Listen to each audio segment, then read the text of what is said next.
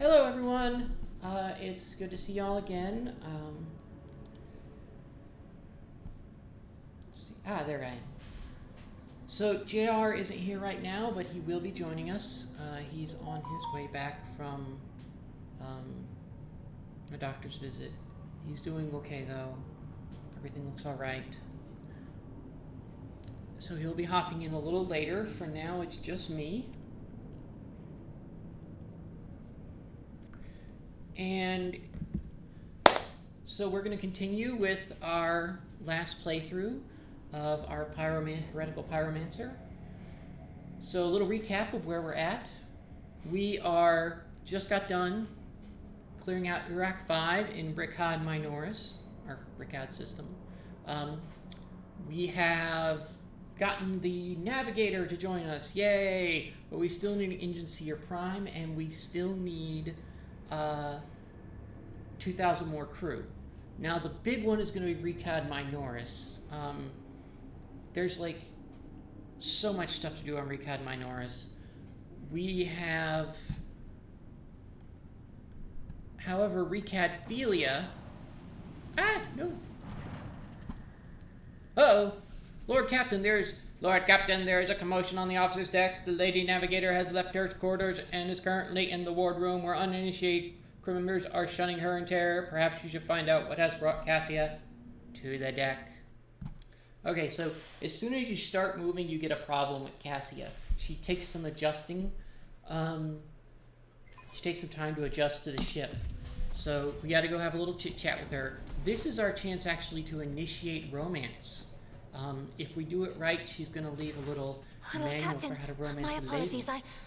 I did not notice your entrance.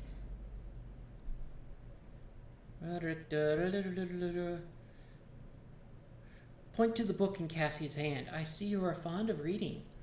Oh, this.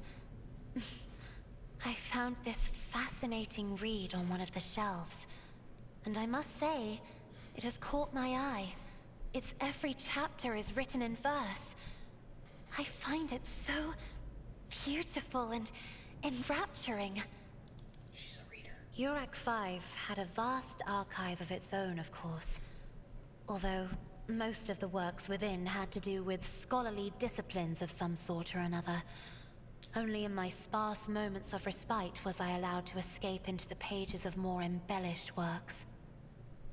Cassia gently brushes the dust off the cover with her thin, clawed hand, her eyes filled with longing after reminiscing about her lost home.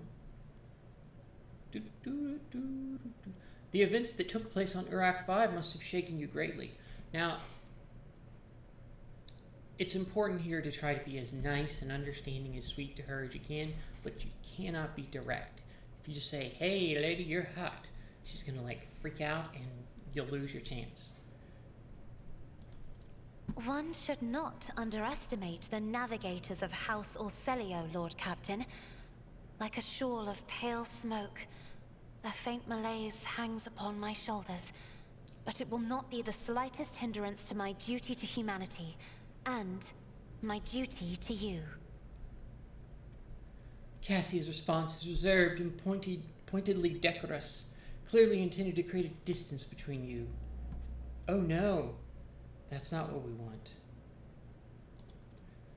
No, it is not that at all, Lord Captain. It is just that Uwe is quite capable of carrying out his duties by himself. He is well accustomed to my whims and preferences. He doesn't tell everybody that she farts really bad.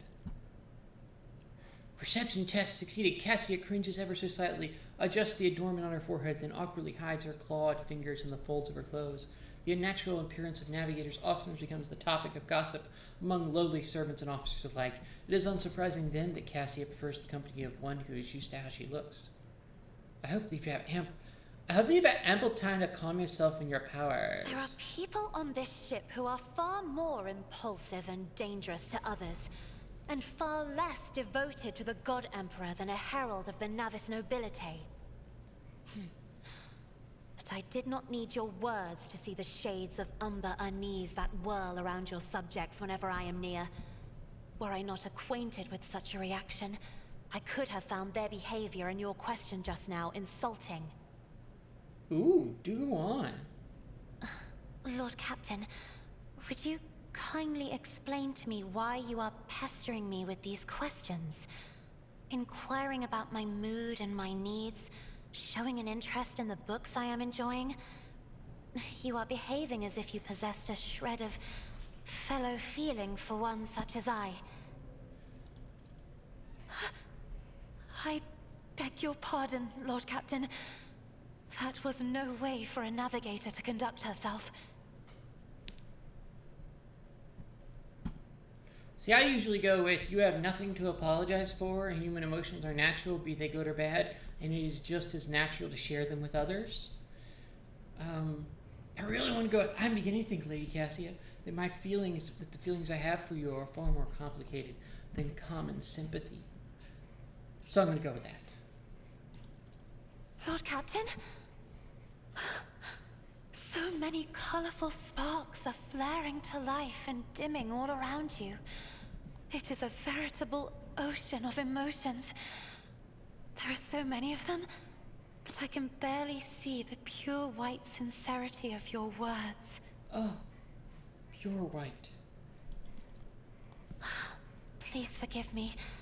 I cannot even understand myself right now. Your words and attention have reminded me of life on the station, of Theobald and Felek. I do not understand. They were merely the keepers of Urak 5. So, why do memories of those two make me feel a strange heaviness here? She places a hand on her breastplate. Girl, you're lonely. You're lonely, that's all it is. Come on now. At the same time, I find myself overwhelmed with new excitement and anticipation. At last, I have set foot outside my familiar walls, and into a world that I have only seen before in the pages of books. Your ship alone is a treasure trove of remarkable artifacts and curiosities. And just imagine the things that await beyond, but... my delight must seem childish to you, surely. In your heart, you must be finding all this quite amusing. Okay, there is only one correct response to this, if you want to be able to romance her. Literally only one.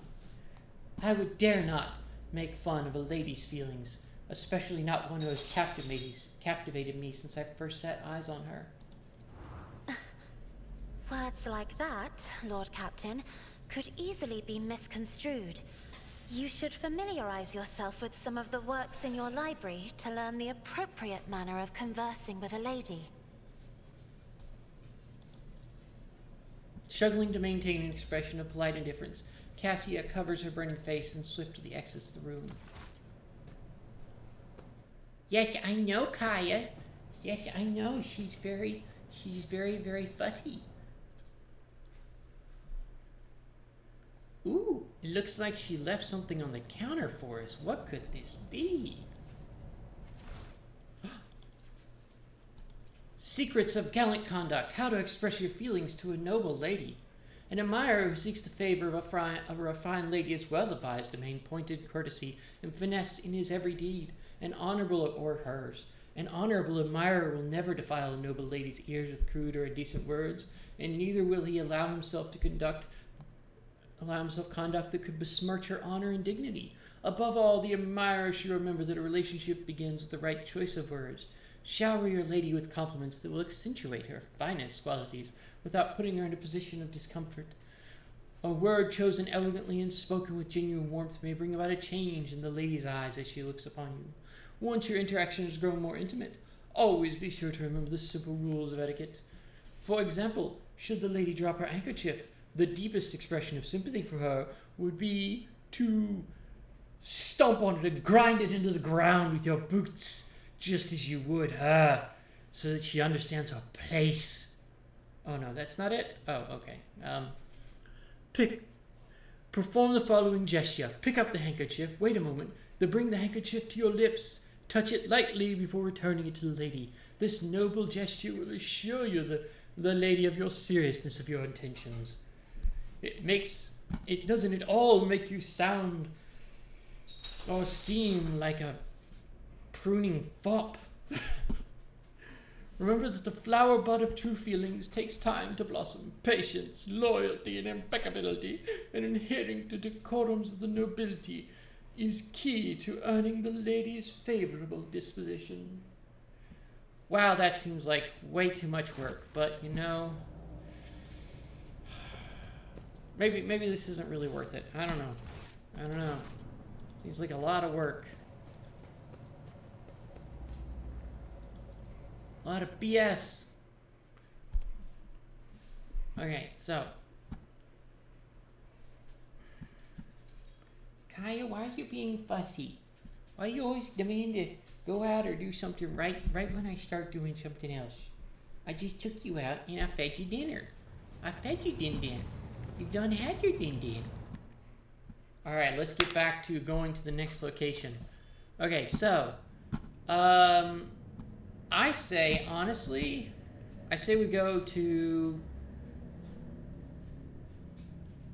Let's go to Recadphilia. I wanna do the prison first. We can get some good stuff there. And then we can kind of loop around. Woo. Get everything. Alright. Lord Captain, sorry to disturb you. It's pandemonium outside the bridge gate. One of the officers seems to be demanding an office with you in person. I think I hear Ambassador Wersarian's voice. In any case, I wanted to warn you in advance. Okay, got another emergency. Another thing to deal with. Oy, oy, oy. Oy, oy, oy. It's just non-stop hassles. What's this mess here now? Gotta get my little mega rotating chair. I got the best spinny chair in the galaxy. Isn't that crazy? Like, that thing looks really uncomfortable, too. You have to, like, put your arms out this far. Ow! This is not the conduct of an officer. These are the antics of a highborn brat out on a lark. Explain yourself, Lieutenant. Ooh. My earrings. Ow, that was uncomfortable.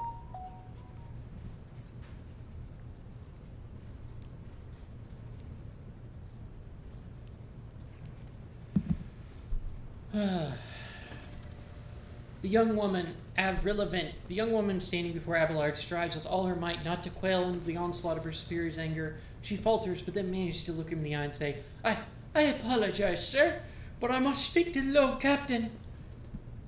Very well, Lieutenant. You may address the Lord Captain, not least because I see you have already seen fit to disturb her. Your unauthorized appearance on the bridge and display of belligerence toward a high-ranking officer will be logged on your personal file without delay. Hey, Fair Guild! Glad to have you back. Glad to see you're doing well. Alright. Let me go ahead and get you... You let me know as soon as you're ready to get on a call. And we will get to chitty-chatting.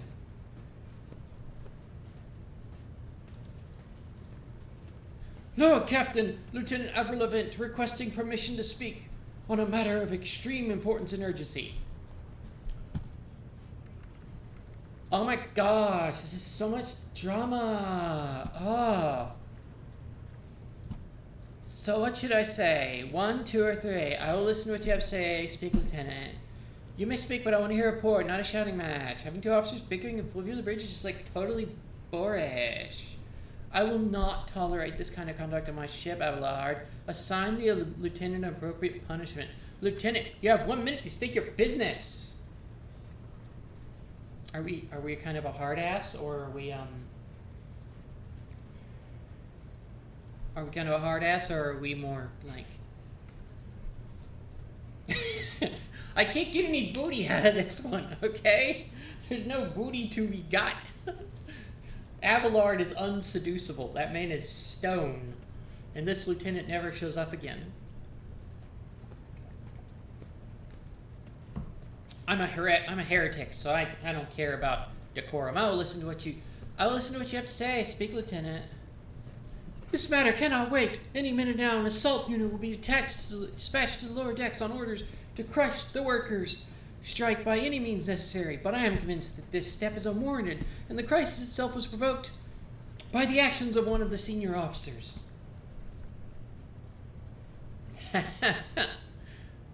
Alright, we'll see. Let's go find out first what's going on. Abelard, in no hurry to intervene, lets out a skeptical huff.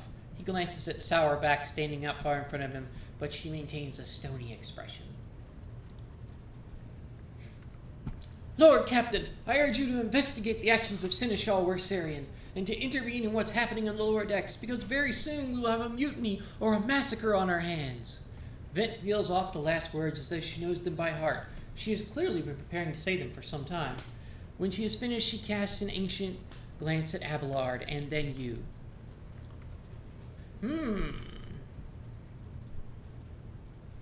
How did this all start? What's going on here? Oh my god, I gotta know the beginning. Spill the tea, dear.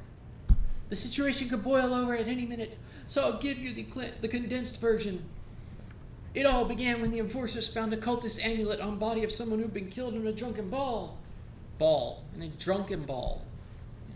Ball of drunks. We reported it up the chain, immediately arranged for a cleansing rite to be performed and opened an investigation. No heretics have been found alive, but the search has brought tensions between enforcers and workers to a head. Uh-oh. Management, labor strike. Uh-oh. Wait, so there's about to be like a whole, like, protest thing? Oh my god, why hasn't anyone told me? This is like totally crazy.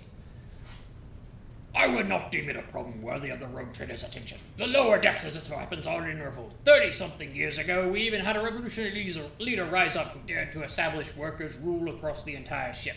It took a month to restore order, but even 8 years later, we were still battling rumors that the hero had survived his execution and was on the verge of gathering people to fight against tyranny once more.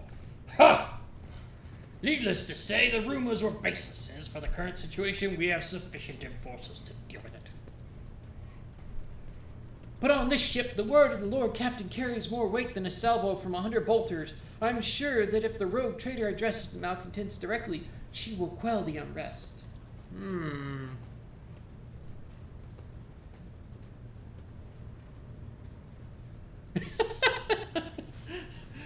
Like, I totally know all this is going on. Okay, I'm gonna be honest. I sent a tweet out, and Jessica copied it to Tiffany, and then Tiffany copied it to Amber, and they told everybody I was like totally jealous of Amber's necklace, and so I had Tiffany like rip it off of her, and it's just a disaster. I dread to think of the problem you will disturb the rogue trader with next. Perhaps you will ask the Lord Captain to break up brawls in the mess room. Only if they're drunken balls. Only balls of drunks. You know? I like to tape them together and roll them down the hallways. I have already given you the means to resolve this problem. You simply need to use them. If I may, your ladyship, sending a hit squad to crush the rebellion is a means of ignoring the problem, not solving it. Oh my god. Alright, so what did Wersarian do? Where's he? What's going on with this thing? I shall explain. I beg you to hurry. Time is running out. I will not hurry, since my competence is under scrutiny. This man couldn't hurry if there was a volcano erupting behind him. This man couldn't hurry if he had flash super speed. It's world-breaking but fun. What, the voice? The point is to have fun, you know?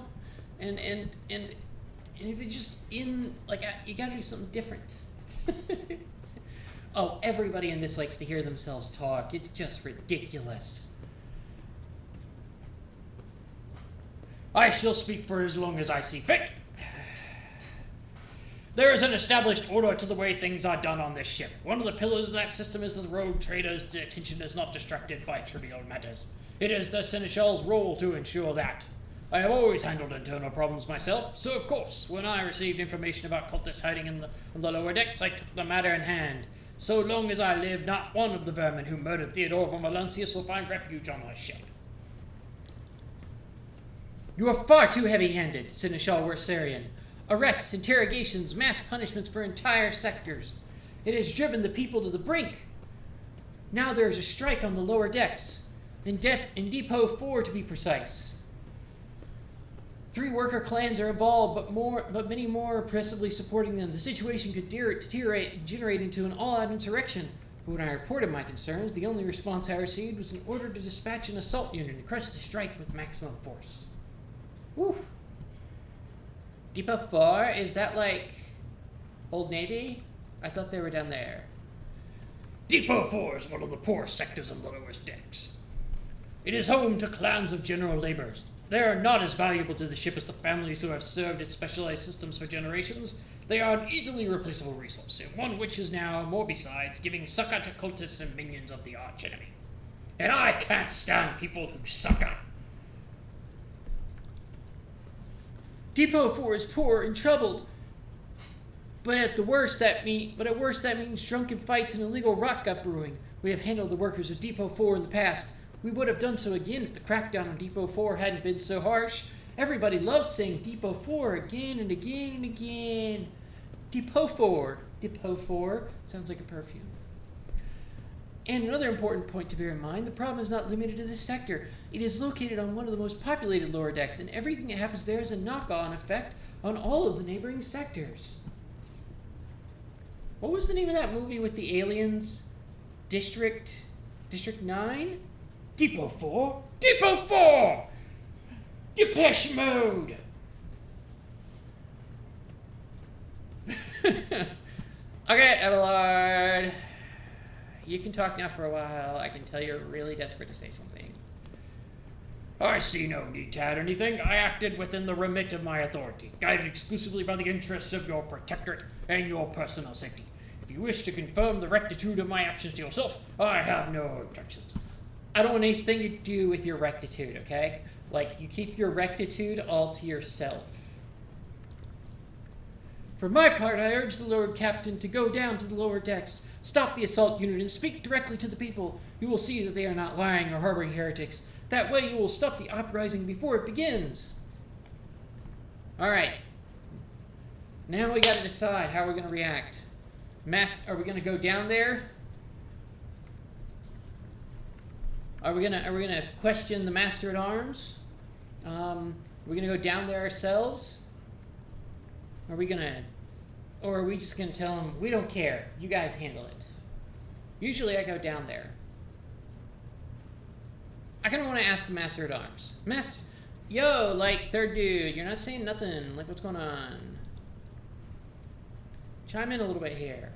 Jocasta Sourback. Oh, Jocasta is, okay, I'm sorry I jumped ahead. Well, I just want more information. I want more things. So this is like her cousin. Lots of Sourbacks here. They're real sour pusses. I don't know what voice to do for this one. I don't even know, is this a girl or a guy? I'm totally lost. Lord Captain, unlike Lieutenant Vent, I respect the chain of command and realize that it is not within my right to challenge my superiors. Sourback bows her head. Ah, there you go. In Abelard's direction. However, a moment later, a serpentine smile appears on her lips. That being said, while I entirely share Master Wersarian's opinion on the fate of what Depot 4 deserves, I must note that this insubordination is a direct consequence of practices that he himself has adduced. Mr. Sourback, I see you have decided to follow the lieutenant's example at all. After all, such behavior does you no credit. I shall spank you thoroughly later.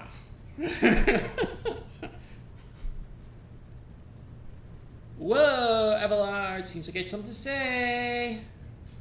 Mr. Sourback, can you recall an occasion where I would encourage an officer to submit their superior? Or one where I would overrule their order? Or show favoritism to those who merited none? Look. Look. None, Seneschal, for there have been no such cases in the entire time I've served aboard this ship. I'm not trying to throw shade on you. Chill out. Don't get out the tools yet. If anyone were to claim otherwise, I would have them pay for insulting your honor with blood. Your conduct in this regard has always been spotless. Nevertheless, given your eminent position, and now I'm going to throw all that in the trash and just go ahead and stab the knife in that gut. Nevertheless, given your eminent position, a simple show of attention on your part is enough to erode the attitude of junior officers, inflate their sense of self-importance, and undermine discipline. I am tired of getting guff from my people below me because you said, "Good job." That you distinguish some of them and know them by name is tantamount to walking around the officer's deck handing out gifts to the officers who have caught your eye. And I've seen that wandering eye a lot, okay? A lot. Why do you think I'm wearing this armor? Yeah, I'm tired of you staring at my butt. It fills those you set apart with ambition and audacity, makes them stand out among the rest. And I haven't gotten a promotion in 20 years, and if I can't get a promotion, nobody else is getting anything. Enforcers are meant to be faceless servants, fighters ready to die, their fate entrusted to their commander and no one else. That is the sole foundation of order. These two sound like they are cut from the exact same cloth, so it's clearly just petty, like, me, taking them apart. Oh, God. This is so much. But I'm enjoying the gossip. This is some sweet tea. Lieutenant Vent, come on, bring in the heat. Bring in the dirty stuff. Yeah, they do. Oh, they do. These are two people that fuel themselves with rage. Lord Captain, I swear that Seneschal Wersarian has never granted me any privileges, never once advocated for me or facilitated my promotions. I'm a very naughty girl. Although, everybody's got no, totally innocent. But here's the dirt. Spill that tea, sister. Although he is the man who convinced me to become an officer in the first place, he has offered me extensive guidance in my service, for which I am grateful to him.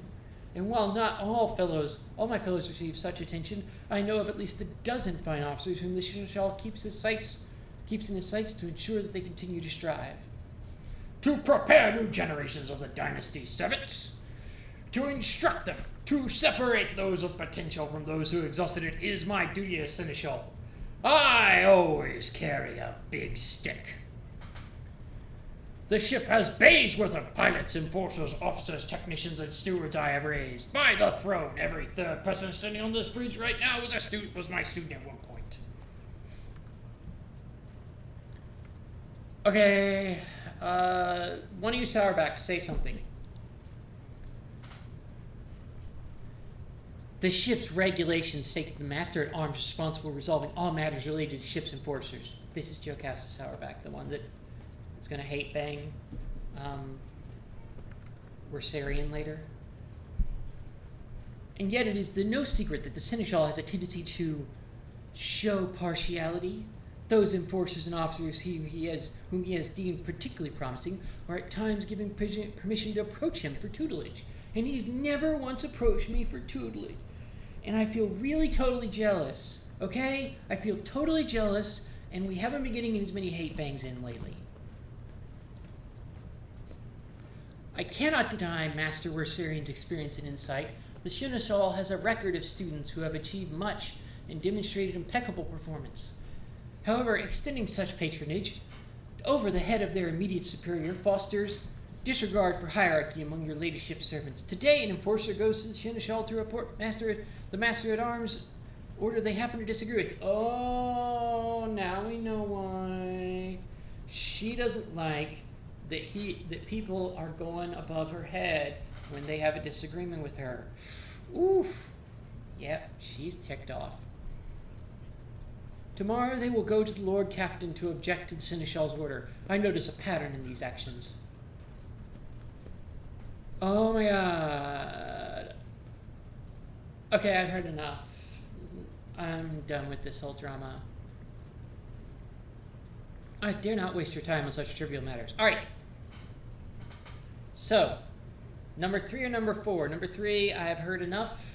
I will go down to the lower decks and deal with the problem personally. I'm certain, or number 4, I'm certain the Seneschal was acting within his authority, but it will verify the soundness of his decisions myself. Do we back him up? Or do we we're jumping in this. Okay, we're jumping in it. Okay, it's enough talking, you guys. You three, your voices are annoying me, so we're gonna go down there and I'm just gonna resolve this personally because I need to have somebody work on my chair. Praise be the Emperor! Thank you, Lord Captain. How relevant. Abelard grits his teeth slightly. An enterprise bordering on the sophomoric, but please yourself, Lord Captain. However, I categorically insist that I escort you. Jocasta Sauerback, Lord Captain, I regret that the enforcers were unable to handle the situation, which led to your and the Seneschal's involvement. I consider it my duty to go to Depot War myself and see the expedient resolution of this incident. Alright, who am I bringing with me? Oh, wait, I don't have any choices, so I guess I'm bringing all these people. Alright, so we gotta go down there and find out what these workers are complaining about. I think they want to unionize, and we are not pro-union. Actually, fun fact, the Chaos Powers are pro-union.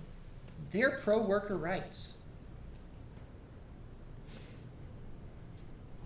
It's the Imperium that works for the capitalist pig dogs. The world will bow.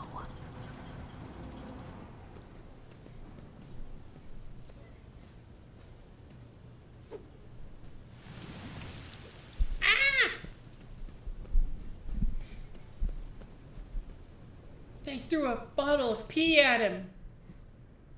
Abelard reflexively wipes the sweat from his brow in startlingly human gesture, and a telling one, a rare moment where he allows his age and weariness to show through his armor-like veneer of self-assurance. The lower decks are a source of endless problems. Sometimes I dearly regret that we cannot replace all the locals with servitors. Whoa! That stinks. How dare they ruin your outfit? They would not have had the chance to express such disrespect if we were not here. The situation has been dealt with by the relevant officers. It is a junior officer's worst failing to pass problems up the chain of command. I have never been able to divide it. I shall say it again, it was a mistake to come here on Lieutenant Vince Wynn, Lord Captain. I must admit that the lieutenant... That's very true. Yeah, no, if they if it wasn't for the Imperium doing all that union busting, they wouldn't have anybody to talk to. Totally. I read this thing about how there might be a society, how most of the galaxy still has not been explored. There are whole sections of the galaxy which could still be closed off by warp storms and have routes that were never reached. Also, during the early days of humanity's expansion, actually not even the early days, for most of humanity's expansion, in the galaxy, up until about 15,000, the 15th millennium, they were only using sublight speed transports. It wasn't until at the end of that time they started getting near light speed, but they didn't have FTL until they got warp travel, and warp travel wasn't safe and stable for humanity until the 15th millennium. So for the first 15,000 years of humanity's history, they were expanding in sublight, and they weren't using warp routes at all. So as one person pointed out, there's this huge bubble around Terra where humanity has been spreading out at near relativistic speeds, near light speed, for 15,000 years. So probably within 10,000 light years, there's thousands of colonies and worlds that were colonized by humans, that human societies that never used warp travel, right? And they got there without having to go through any worry about warp storms. And then you had then humanity started developing warp travel, and they spread to the rest of the galaxy, and they spread along stable warp routes. Well, then the storms got worse, things got really bad, warp travel became impossible, human civilization collapsed. Slaanesh is born, which causes the warp to settle. The Emperor reunites Earth and begins his Great Crusade. But when he does the Great Crusade, he's using warp travel along known routes mostly to rediscover lost colonies and rebuild the Imperium, because most of what the Imperium conquered in the Great Crusade was planets that were already had human civilizations, right? They'd just been isolated from their neighbors because they no longer had fast and light travel. But what about all the worlds in that 10,000 light year bubble around Earth that were colonized exclusively by sub-light speed travel, and therefore may never have had stable warp routes? There could be huge civilizations within a few thousand light years of Terra that have never encountered, the Imperium will never encounter, that are immensely prosperous. Like, it's pointed out that the Imperium, despite covering the galaxy, is actually just a bunch of little planets along stable warp routes, which is a bunch of systems along stable warp routes, barely connected, dots amidst the darkness, so to speak. And the vast majority of stars and planets in the galaxy have never been explored, have never been visited by humanity. So we don't know what's out there. So I think it's really interesting.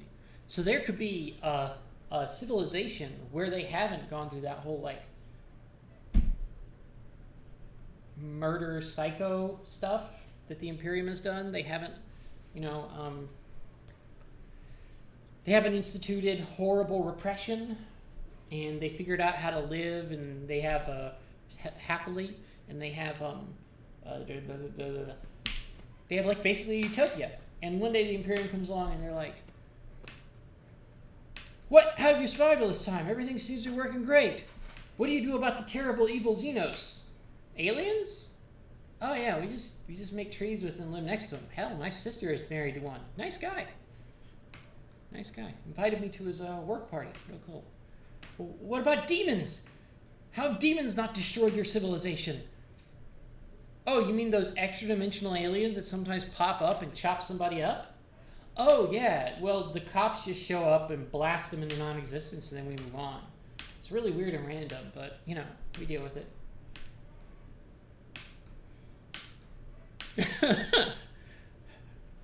And it's just like, what about psychers? Huh? What are psychers? Or what about worship of the ruinous powers? I don't know, man. Everybody's pretty happy. Like, if you have a mentally disturbed issue, they give you some medicine, they send you to a therapist, and, we move on.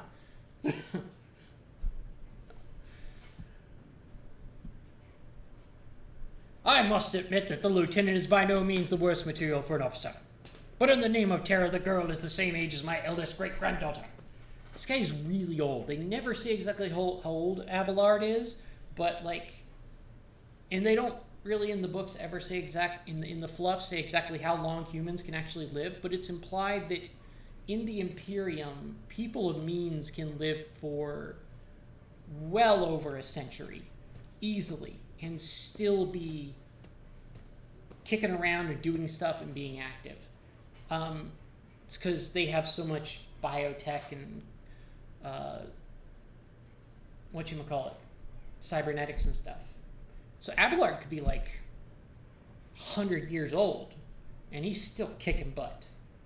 It's actually quite possible for even a regular human with gene therapies and cybernetics and all kinds of things to stay fit and strong well into their second century.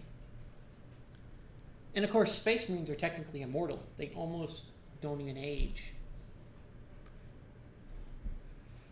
And she has the gall to tell me how to manage the lower decks and hunt down cultists. It will be another 20 years at least before she can be trusted to act without oversight.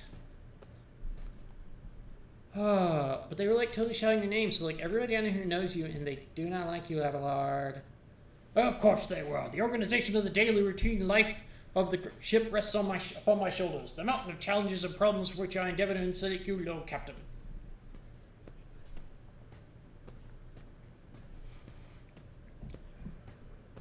The situation on the lower decks has been a cause for concern, and I have intervened personally on more than one occasion. That must be why they remember me. That, and sometimes I come down here to get really drunk. they do have the best booze. I tend to wander through the decks, singing Scottish love songs in my boxes. I'm not sure why I told you that. Yeah, I kind of wish I hadn't. That was not... Anyway, let's move on. They do not know your face. To them, you are akin to a creature of legend, one who has stood on the steps of the Golden Throne, no less. Whereas I am a man whose name is attached to every order docking rations or lowering the bay's heating. Okay, so you're just kind of a douche. The Golden Throne of Terra, an arcane cybernetic artifact that encases the God Emperor's physical remains entire and preserves them using stasis fields and psi-fusion reactors. Ferret, I act like a huge dick and they don't like me. Mistress, I feel like... Yeah, it's like... Why does nobody like me? As he punches them in the head again and again. Okay, let's just get this over with. Besides, this whole place stinks of pee. Is that dough urine? Oh my god. That's so bad. Alright, so we gotta run through here. I still do not see our purpose in coming here. Run for the money.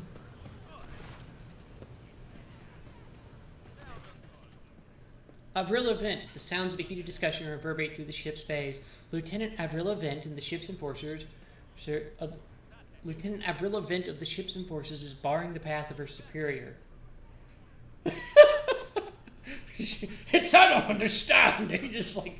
Yeah, he's just blasting them every day. When he comes down here to get drunk and wander the halls singing Scottish love songs in his boxers, he's usually carrying around a flamer that he just randomly points at people and fires.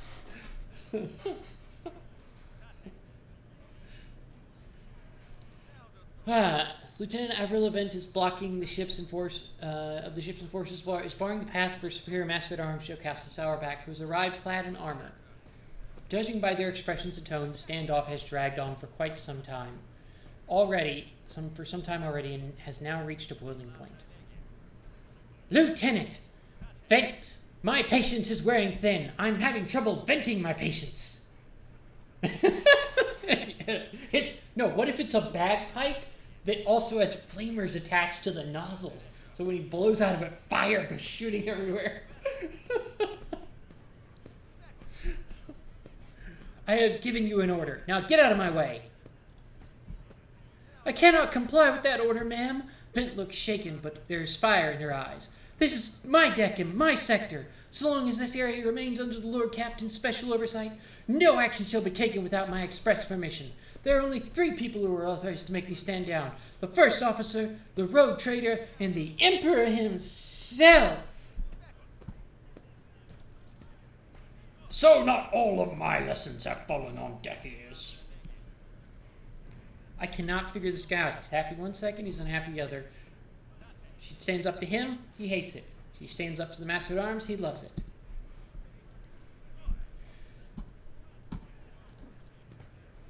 Your ladyship!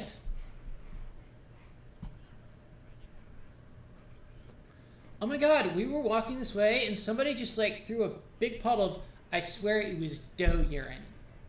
Dough urine. How do they even get dough urine down here?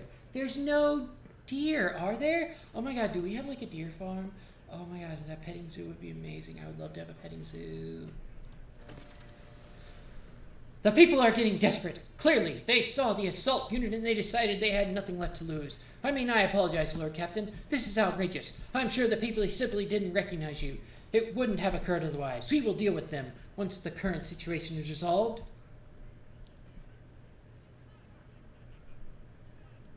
Oh, let's see. Go straight to speaking to the open fire. Go straight to speaking with the strikers.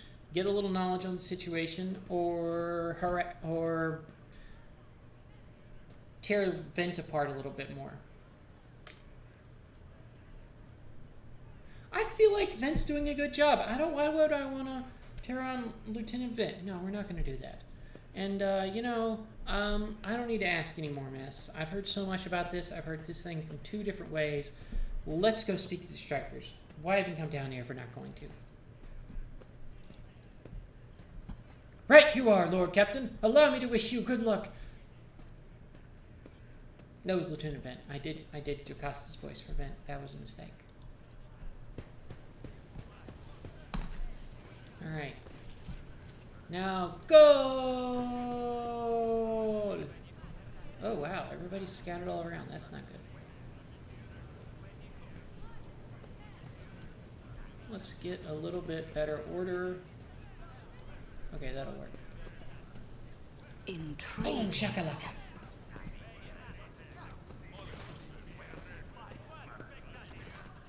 A dozen pairs of eyes stare at you stare apprehensively at you. The people before you are typical inhabitants of lower decks. You take in their simple clothing, crude weapons, and faces that display various levels of mutation, from barely discernible to the strange to the outright grotesque. Why, you even think you see Michael Jackson amongst them?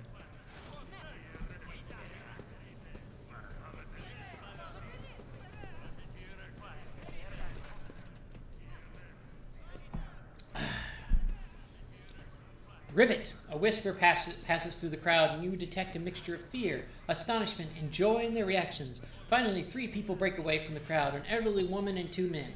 These must be the leaders. They bow clumsily before you. Lord Captain, you have come down to see us. Okay, why are you guys so upset? Like, just... You know what? No, I gotta know. Where did the doe urine come from? Is there a petting zoo? What's going on? I have to know this. Old man. Here's an explanation for you. The people have been pushed to their limit, and now they're lashing out as if you don't know why these top deck units are being sent down here. Like that one that the lieutenant won't let past. Stagger. Our clans are all inside the bay that's sealed off, but the lower decks are big. Really huge tracts of land. I'm sure there are some people who have had just about enough. We're getting it all from all sides. The soldiers have encircled the ones who've risen up. A death squad has just arrived. It's no wonder folks are lashing out. Awareness check succeeded. Ooh, we gained 28 experience. Their words seem sincere to you. Their body language and the glances traded between them reveal that the news of the attack has shocked them. Good. What? I don't want to marry her father? I don't get that reference. Okay, come on. Just tell me what's going on. This place is so nasty, and now there's no petting zoo, so I really want to get out of here. Striking? That's news to us, your ladyship, says a tall, thin man in worker's garb. All we're doing here is asking questions, saying what we think. Shut up, Rivet. Here's the deal, your ladyship. That damn enforcers are all over us down here. They say they're looking for cultists. One wrong word and they're reaching for their batons. If they want to punish someone... I'm really losing this voice. Like, I cannot get old Nan right. I don't know what's going on with me. I need more water, maybe? I don't know.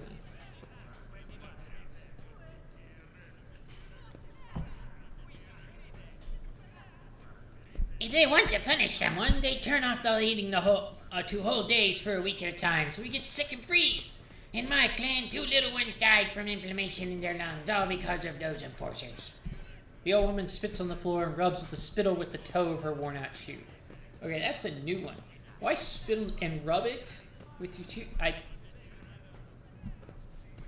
Argenta does not interrupt the workers, but you see the sadness well in her eyes when the children's deaths are mentioned. She quietly whispers a requiem and makes a sign over herself. It's all true. Vent is the only officer who stood up for us. It's clear as day who had a mother from the lower decks and who grew up amidships and has no fellow feeling toward us. The grim man with the scarred face throws up his arms. Your ladyship, we're no villains here. We're honest workers. We're your servants. We've plotted no disorder. We went on strike openly, and now you've got guns pointed at us. All we're doing is asking to be allowed to work in peace without being harassed. Okay, there was definitely something going on, okay? Like, there was an amulet. It may have belonged to Amber. I'm not saying anything for sure. I definitely didn't tell Tiffany to tear it off. But, like, I know that bitch Amber is behind this. So where is she? Is she a cultist? A cultist amulet? What's that? Good God, they found on the dead drunkard. If it was something evil or forbidden, we sure didn't know. The enforcer just said they were looking for heretics among us, and anyone obstructing their investigation would be punished. But how could there be heretics here? We know our own people. There have been no few faces around. Definitely not. And if there were, we'd be the first to report them. My voices are all over the place. As for this amulet, whatever it is, they took it off a dead body. There are no cultists still breathing in our sector, that's for sure. But when that fight broke out, some enterprising folks looted the bodies. The boots they came back with. Nobody's ever tread these decks in boots so fine. I can tell you that. Send to me these cultists. You have better commanders than us. Seems to me these cultists have better commanders than us. Oh yeah, the boots! These boots really were fine. And there was no harm in taking them, right? As for the amulet, it must have just been pocketed by someone who didn't know any better. We don't need any amulets around here. Like, we don't need no stinking amulets. We all worship the Emperor. When we were working down, when we were working, we bow down before the machine spirits of the large and small transformers. And the medium transformers can go fuck themselves. And the servo motor. I really love bowing before the servo motor. Man, that thing is so sexy. The same way my grandfather taught us 100 years ago by the tech priest who came calling. Believe us, your ladyship, we are people of faith. Naive children! Weren't you taught from an early age about the dangers of the Arch-Enemy's creations? Weren't you warned of any unfamiliar object could be one of them?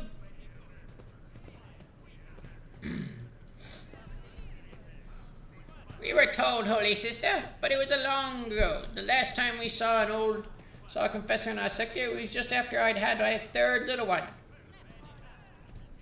That is regrettable, but you cannot lay the burden of leading a righteous life on the shoulders of the Holy Fathers. It's not like that's their job. Don't blame the priests if you... Don't blame the priests if they haven't been leading prayers. You should pray yourself and read your own book. But no one's told us how to read. That's your fault, too.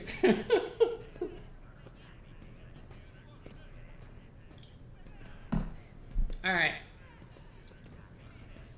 Who will you blame when you beasts crawl out of those amulets you stole from the heretics? The Holy Father who is not there, or the scavenger who brought evil monsters down on himself and his neighbors? I'm not good at doing Argenta's voice. Oh, okay, Abelard, I'm gonna give you one more chance to throw in here. I authorize the use of all necessary measures to locate chaos whispers lurking in the sector. The specific steps taken by the officers were not reported to me. Abelard frowns, clearly disgruntled at having explained himself in the workers' presence. He shifts slightly to keep that stick from riding up any higher. Nevertheless, I am certain that their actions were justified. Cultists are no drunken stevedores. They are the enemy and a threat to the ship. Neutralizing them demands decisive action.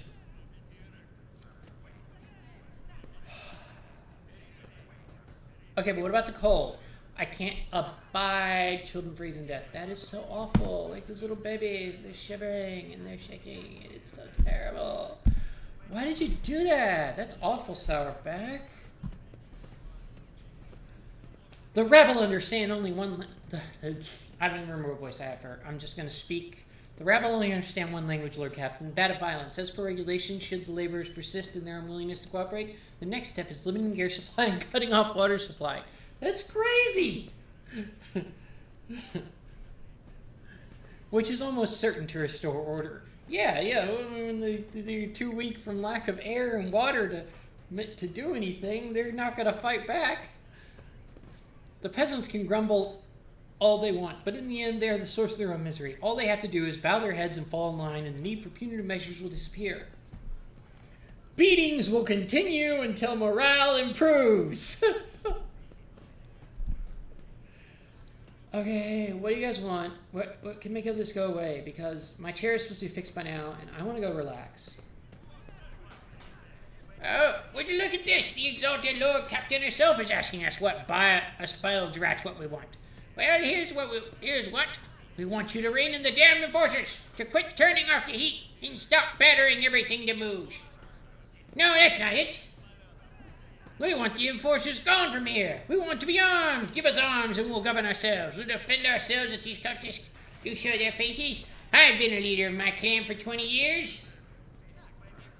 Now, getting rid of these club-wielding dogs can only improve things around here. Less cops, more guns. You've gone too far, old man. They'll never let the maggots on the lower decks live without the enforcers breathing down their necks. They probably even insist on enforcers in the upper decks too. As for weapons, what do we need them for? Before the first day is out, we'll have someone shooting the neighbor out of stupidity and drunkenness. We already have enough trouble with Abelard running around here with his flame-throwing bagpipe. We don't need that. If the enforcers stop harassing us, that'll be enough. In return, we'll find the scavengers who robbed the cultist buddies. We'll talk to them one lower decker to another. If there are any more of those damn amulets around, we'll hand them over to the enforcers ourselves.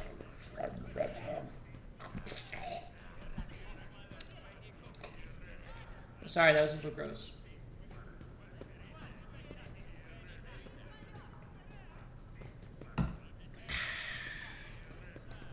You speak for yourself, and your clan. I'll speak for me and mine. I don't want empty gestures. I want real change. They'll promise us the world now, but as soon as the anointed one turns their back, these brutes will be on us even harder than before. It's all because we dared speak out. Rivet, the tall worker's eyes dart between the two arguing leaders. Every few seconds, he opens his mouth as if planning to agree, but each time he falls silent, simply making a few vague noises of approval. Alright, so now we gotta decide. What are we gonna do here? You gonna ask some more opinions?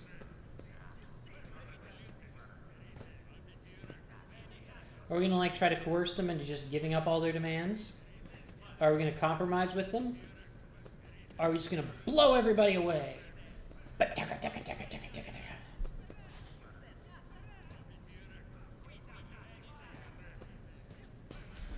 Oh wait, no. Are we going to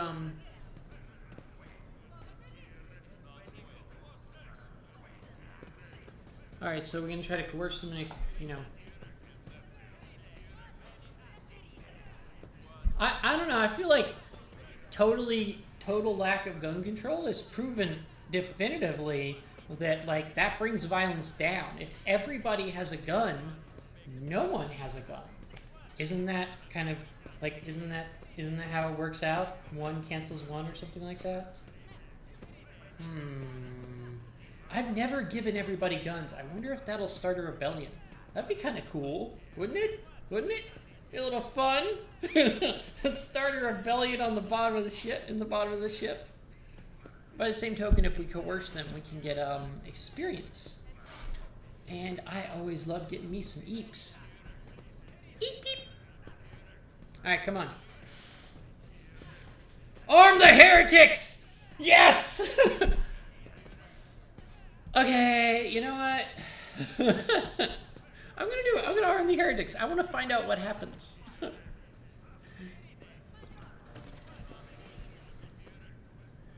Abelard's face turns stony and he clenches his jaw. He looks at you, his narrowed eyes glittering with anger. Ooh, he pissed.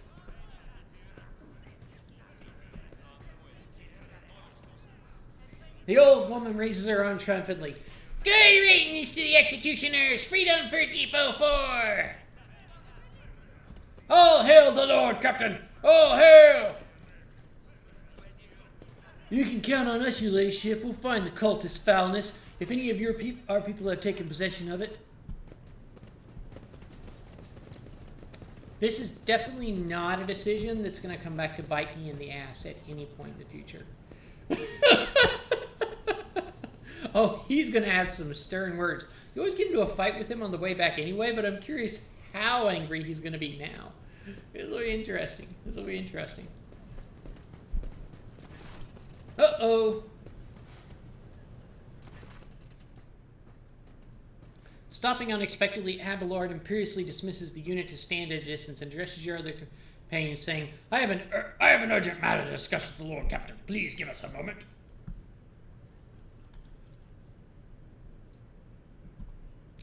Well, are you pleased with your investigation, Lord Captain? You kowtowed to the disloyal rabble. Worse still, you put weapons into their hands. Now we do not simply have an untrustworthy mob in the hold, we have a mob that is armed. Next time they decide to start an uprising, it will be far bloodier. That is, of course, if they don't accidentally wipe themselves out first. I mean, like, who cares if they all die? I kind of hoping they'll just get into a shooting match. Is that how you see the future? See your future at the helm of the Von Valancius Protectorate?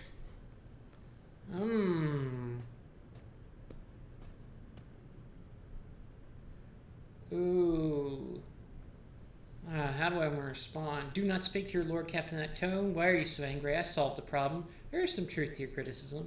Let's talk about your role in all this instead. You allowed this revolt to happen. Your actions practically guaranteed it would happen.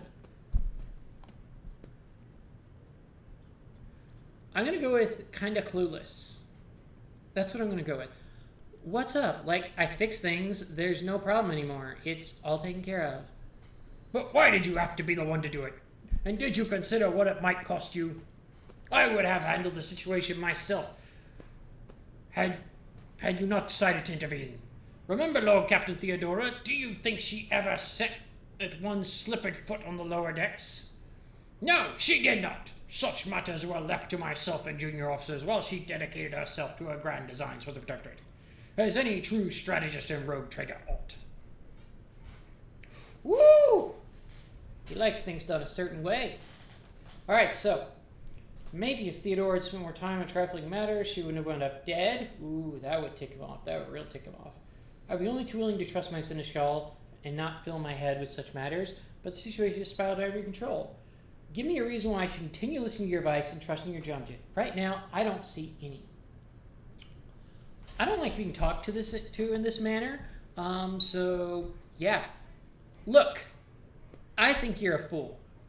I'm tired of your sass. I don't want no more of it. Why should I trust you at all anymore? I never expect to hear such words after all my years of service, but I suppose I have brought this on myself. Allow me to explain. The prosperity of the Von Valancius Protectorate is not just an empty phrase to me. I left the Imperial Navy for the chance to see it flourish. It was the most momentous decision of my life. I did it because I saw in Lord Captain Theodora's deeds the sign of true greatness. Rogue traders do not simply forge new routes and capture worlds. They create order out of That creative impulse was entirely lacking during my time in the military.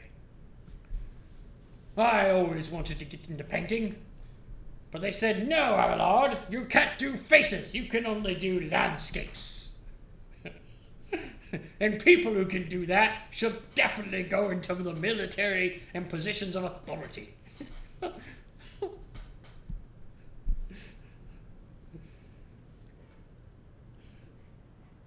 So I changed my name from Abelard Hitler to Werserian, and I joined up with the Lord Captain. So I left behind everything I had known, everything my family had known. I come from a long line of officers. I embarked upon this incredibly reckless venture. Lord Captain Theodora entrusted me with all the concern she had for no time for.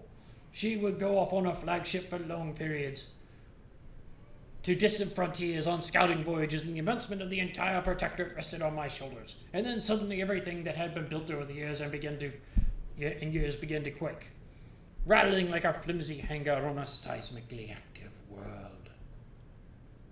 A flimsy hanger on a... I don't understand that reference. Like a coat hanger? Or like a hanger for ships? I'm very confused by his metaphors. I don't know. I don't get it. One of the senior officers betrayed us all. The rogue trader was killed, and who knows what is happening on the planets. I tell you this honestly, without fear of appearing weak. All this has come as a grievous blow to me, and I am not panicking or grieving because I cannot allow myself to panic or grieve. I cannot allow myself to feel, except when I'm down here with the pipes. The pipes, the pipes, the pipes, they're calling. I am duty bound to aid the new rogue trader, to aid you, to find your footing as quickly as possible. And to do that, I must insulate you from problems that in the past have been dealt with by tried and tested procedures, set out in the ship's regulations. Procedures that were established long ago, have functioned smoothly for decades, cannot suddenly be deemed excessive to requirements. Woo, we got a lot of options here.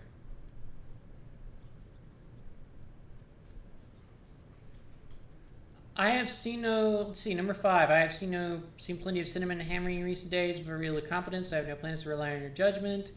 I value what Theodora created, and I trust it. That what the way Theodora ran things sounds like she was just totally not in control. So that one's straight out. The prosperity of Von Valencia's protector is just important to me. You're the only person who has comprehensive knowledge of how things run. No way am I following his recommendations. The guy can't adapt to anything, and clearly everything's changing.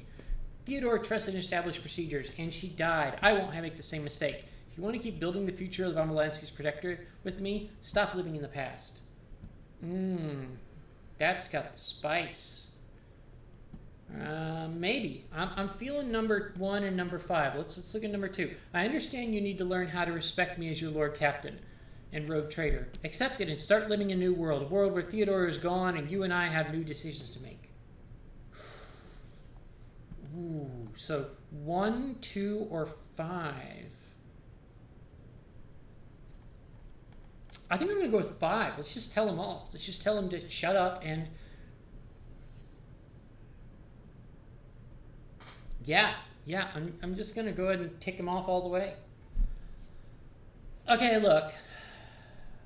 I have heard a lot of complaints about Theodora. I didn't really know her. We didn't talk about anything. I don't like have any feelings for the woman, you know? So, like, I feel bad for you.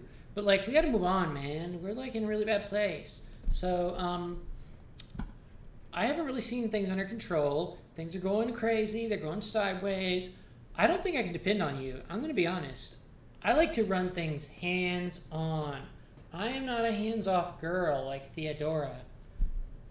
So we're just going to throw all that stuff out the window, and you're going to have to just follow.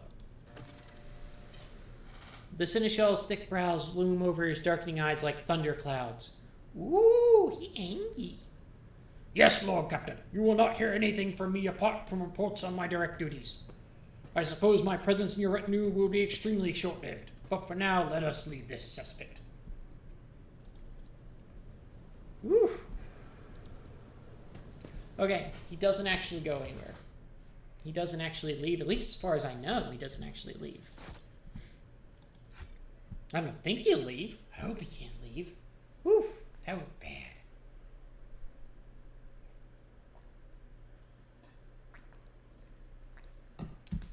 Let's see, can Abelard leave?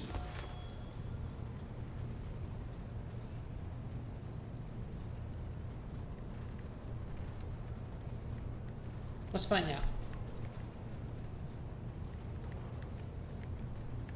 Oh, I gave him the wrong Abelard.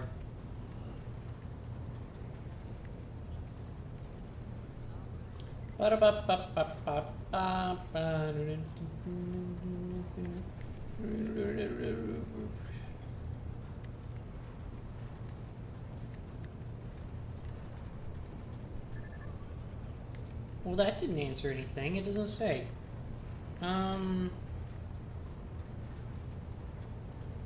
Let's see. Can your companions leave you depending on the path they choose?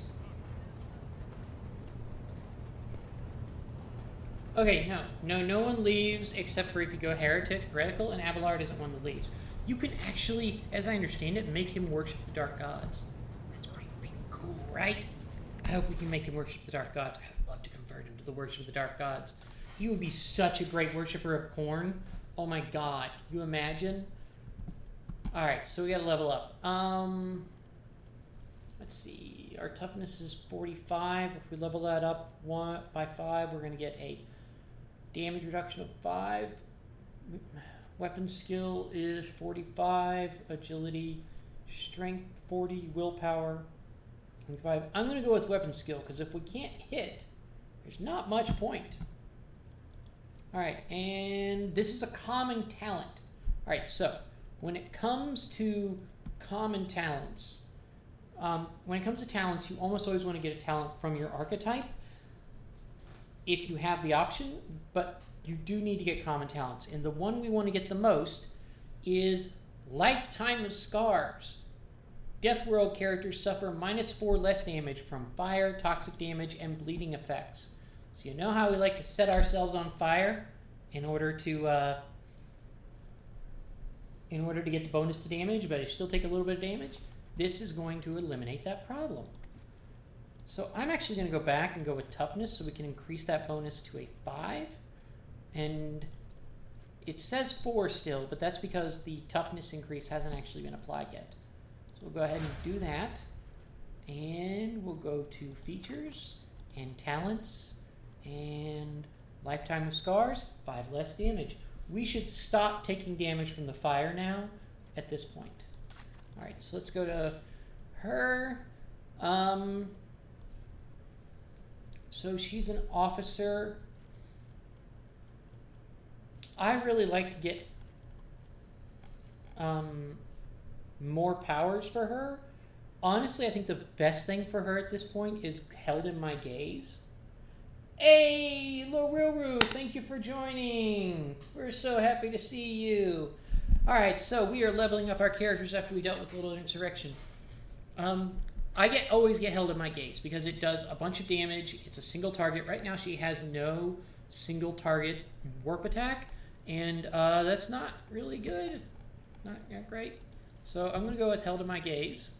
Alright, and now we get a common talent. So we've already done Master of Time, so our officer abilities. Do more stuff. So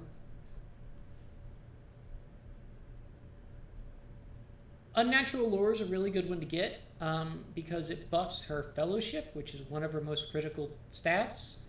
There's a lot of these navigator talents we eventually want to get. Blood Augury applies a debuff and causes them to take more warp damage.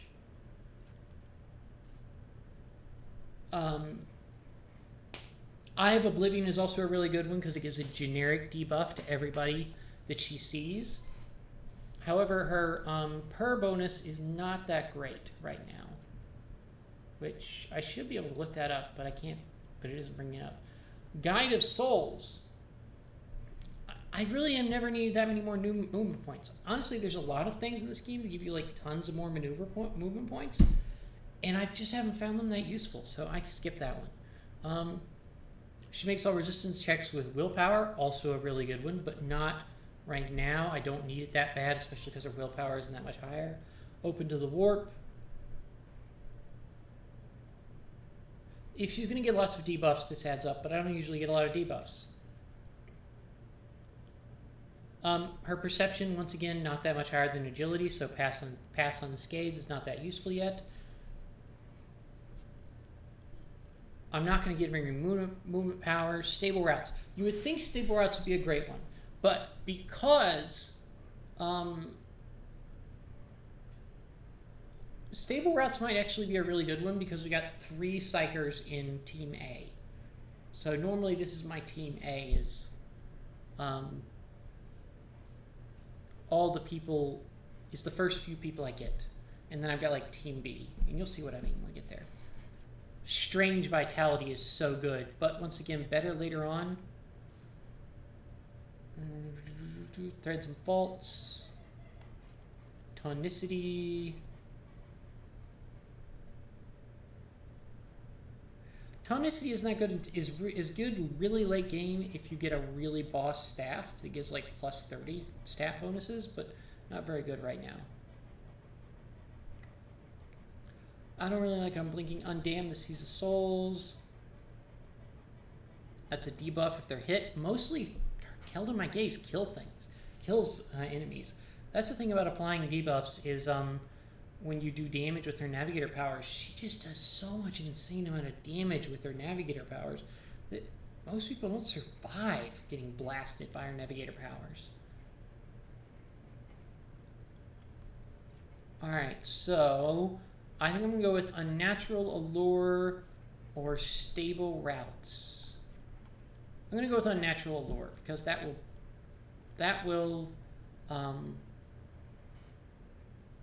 no, I'm going to go with Stable Routes because that'll reduce warp instances. We've already got enough from Idira. Alright, so now we go to her. She's already maxed out her ballistic skills, so let's have her max out her agility. That'll make her dodge a little better. Alright, Stronger Together is honestly one of the best talents you can get because it gives all humans in the party a bonus to their stats, and you can really stack up a lot of those bonuses. There's not a lot of other ones down here that are really good for her that are generic. These are the super generic talents that anybody gets access to.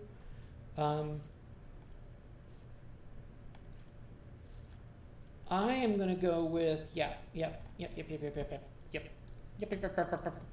gonna go with Stronger Together.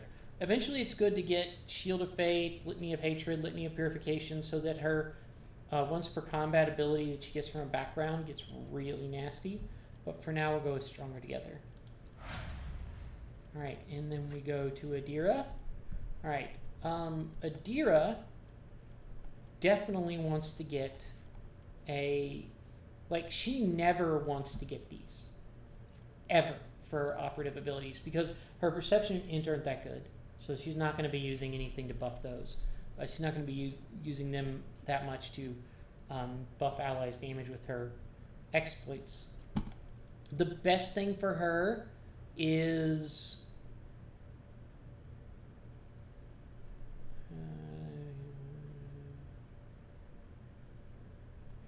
the best thing for her, in my opinion, is to give her either sensory deprivation, which gives her ability to blind any one target, or prescience, which allows her to make her allies better at intelligence, perception, fellowship, and willpower, which are really good for psyker and leadership characters. Like, for instance, Cassia. Really good for Cassia. But I think we're going to go with sensory deprivation so she can apply a debuff. Alright, we want to max out her lore warp. Complete. And Abelard. Abelard, yeah, we want to get his weapon skill up. It's not even 50 yet, which is meh. And we're going to get Stronger Together. Alright. So, thanks to Stronger Together, we are now getting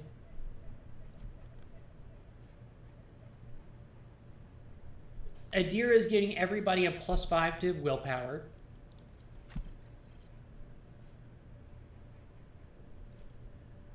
Yeah, you'll see what I mean when we get to the next fight. Alright, so Cronus Expanse. Alright, let's continue to go to Recatphilia. Scan that thing. Scan it good. Yay! We'll go to the Prison Planetoid. Prison Planetoid.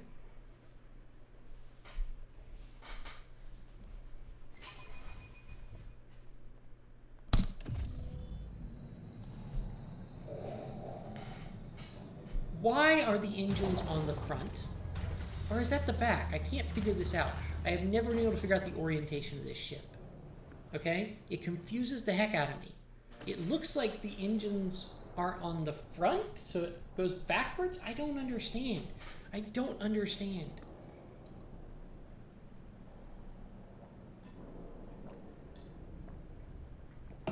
Alright, let's get our party together. I don't know why sometimes it starts us out where it doesn't have all the characters selected. Oh. So, we are on this asteroid that somehow has full gravity. Who dis? See? Right there. Oh, shoot! We got a trap.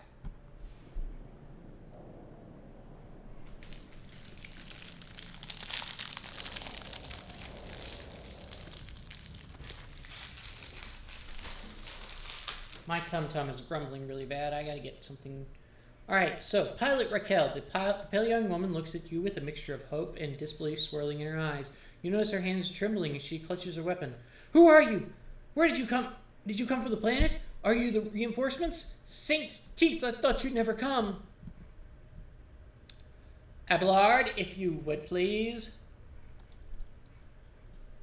Officer, the person before you is Bianca von Valencius, a rogue trader. Although you are, from what I gather, a subject of another dynasty, you would do well to introduce yourself with proper decorum.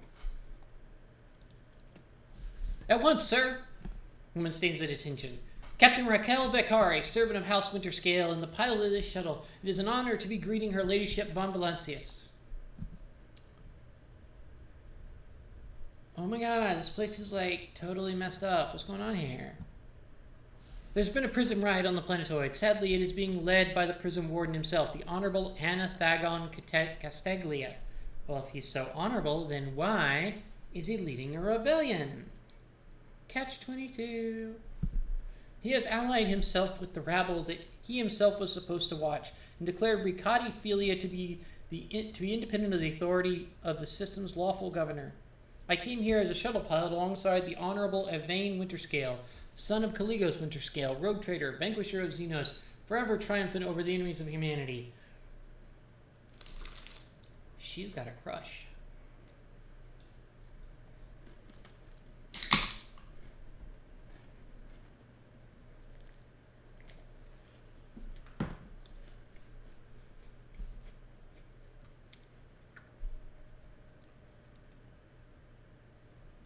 Young Lord Winterscale wished to speak to the warden personally, so he could put an end to his lawless treason. He as an escort went ahead and... She grows paler. I have been able to contact them over Vox for a very long time now. Vox, a piece of technology used to communicate over short distances or to record sound. In other words, a radio. Very long time. Decision consequences. You were late to arrive on Ricad Filia. See, this is where it starts mattering where you go. Wherever you go last, the situation is the worst. Evane! One of his distant younger offspring, yes. That's as much as I know about him, which means he hasn't distinguished himself in any meaningful way. Damn! Just slapping people down you don't even know. He just likes to back talk. He's a backbiter. Evane Winterscale has made several diplomatic visits to Urak 5 on behalf of his father, rogue trader Caligos Winterscale. The Great Regent would not have granted entry to someone so dishonorable, which means, whatever happened in this terrible malodorous place, we must aid this man of noble blood. Wait, the warden? Whoa, that's wild. Pilot Raquel, yes. No one expected this. Master Castaglia is a nobleman from a respected governor house and a vassal of House Winterscale. All of a sudden you proclaimed that Ricati Filia was now his personal domain, that the prisoners were his subjects and that he would never bow to anyone again. It's pure heresy. And if I take it, they're looking forward to a diet of sand and gravel, what kind of madman would start a revolt on a barren rock? Thank you, Adira, for pointing out the obvious. How is there even an atmosphere on this rock? Yo, so you seen like this Totals Chad Hendricks? Unless he is one of the prisoners or guards, then it seems unlikely. There are no shuttles in working order other than yours and mine. There is nothing else anyone could have used to reach this place. Okay, so why is this noble dude talking to this warden? I mean, like, he sounds like he's totally crazy. It's a personal matter. Master Castaglia, the seditious warden, is Lord Evane's childhood friend. When my lord heard of the riot, the news saddened him greatly, and so he rushed here without delay, in hopes of bringing his old friend to his senses, no doubt. The first Winterscale in my memory prefers to talk first rather than shoot and slash. Pilot Raquel smiles faintly. Young Lord Winterscale is not his father's shadow. If he is determined to save his friend, he won't back down. I pray to the throne that he is alive and well. He's been gone for such a long time, and I really don't like this place. It's stinky. I mean, have you seen the shades too? The design is awful. Cassia frowns in confusion. Theobald executed his wife and only son on the mere suspicion of treason against House Ocelio. Why did the noble Yvain rush to save someone who had betrayed his house? Do bonds of friendship give one the right to make inexcusable mistakes? Damn, girl. You rough. Yo, so, like, this rock, what's up with that? The only settlement on Recod Idiphilia is a penal colony. The prisoners work in the mines and the domed quarries. They mine sulfur, cream dust, cream dust. We put that on the ice cream, the cream dust. You scrape it right off the walls, dry it onto your cone. Very delicious. Weirdly high rate of cancer in this area, though, for some reason. Not sure why. The prisoners work in the mines and the domed quarries. They mine sulfur, ceram dust, and sand, which is then melted down. A rather nondescript place, or so it was prior to current events. Okay, so is there anything else you want to say before we go? Some of the rebels have holed up in the barracks. I don't know how many, but given this is the only way through where the negotiations are taking place, I would expect heavy resistance. Please take caution, your ladyship. Lord Winterscale's guards mind the entrance so that the rebels couldn't get to the shuttle. Okay, I'm just gonna go on. You go do whatever you're gonna do. The woman freezes for a moment before asking hesitantly, Your ladyship, if I might have a minute of your time, I wouldn't ever have dared to trouble you with a personal matter, but the situation...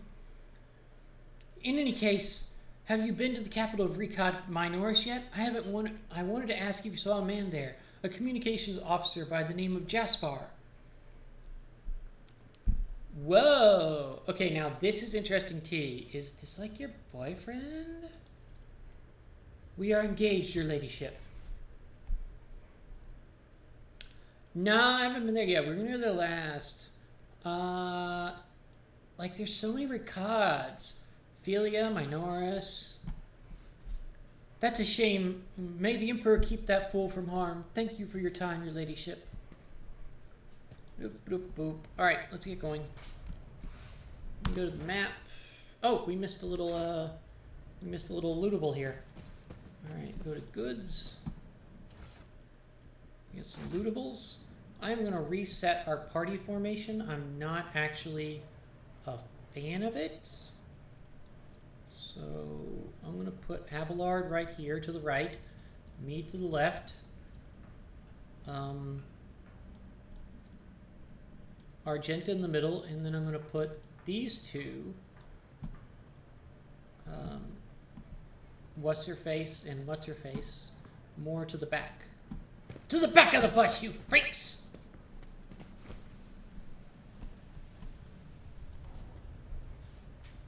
The Emperor favors me today. Embrace true power. Okay, open the door and go down here. Let's go into the barracks. I don't know about y'all, but I am in a murderous mood right now.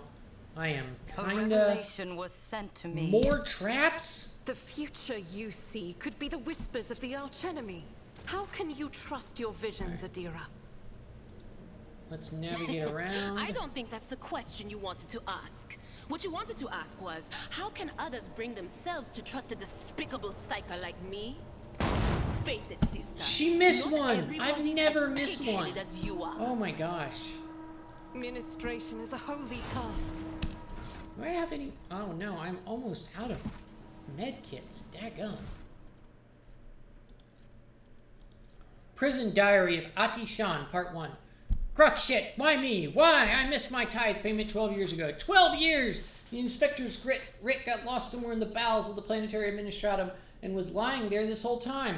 But they made sure to remember to tack on fines every month. By the time they found the blasted paper and finally informed me, the total sum was so obscene it would take 3 generations of my descendants if I had any to pay it off. My fate was sealed, trial, sentence, prison. All because of some daft rotter who shoved my paper in the wrong box. To be fair, I think I got off pretty easy. My bed in the barracks is about as hard as a slab of rock crate I've got at home. Working in the quarry isn't much tougher than my old job and rules. Boy, take me, that old sod that governs Recap Manoris is a bloody sadist by comparison. It's a strange old place. I haven't been beaten once yet. Wow. Missing the beatings. The guards bark orders all the time, but they never hit us. They also got this kind of inner circles of special chosen prisoners. The optimatum, they call it. If you can get in, the Emperor is my witness, you get an actual day off. Let you out of your cell and into the yard by the big barracks. And I tell you what, they let you rest there and feed you better than whatever swill they're giving us in the canteen. They told me it's to improve our motivation and all that, to foster a stronger desire to reform and become a worthy servant of the Imperium once more. But I know it for what it is. Just a club for the Warden's favorites. The same story as ever else. Suck up to the people in power and get some swanky perks. Ain't that the truth? They say the whole thing was the Warden's idea. Funny man, our Warden. He looks more noble than nobility itself. Tall, groomed, teeth even, eyes burning, books so polished you can see yourself. Boots so polished you can see yourself when you move to lick them. But that nutter doesn't much want people licking his boots. He walks around looking like he's deep in thought. All right, with a couple of guards at his side, and he sometimes, if you can believe it, talks to prisoners. What's your name? He asks them all quiet like. Why were you condemned? Do you feel remorse? He never even yells at no one, never orders them to be flogged. Instead, he doles out rewards to the special ones. Keeps telling us things like how we should try to make society believe in us again. Uh-huh. Whatever you say, Master Warden. Starting tomorrow, I'll be trying to join these optimates of yours. I'm stuck in here till the day I die, and that means no return to society for me. But with the Emperor's help, I might just join the ranks of the local elite. Dream big, honey! Dream big! Oh my god. Oh. The world trembles beneath In this world, they my feet. really do. Like, make it very clear that any form of empathy or care or human decency is bad and dangerous. Your struggles are in vain. Oh, crap! We've been ambushed! Make a suitable sacrifice. Oh, good. Cassia goes first. You know why I like having Cassia go first? Because she can make a whole bunch of people just disappear. Like, she is going to make all these guys just go poof. Let me try the angles. Perfect. Oh, yeah. She can get rid of pretty much all of them.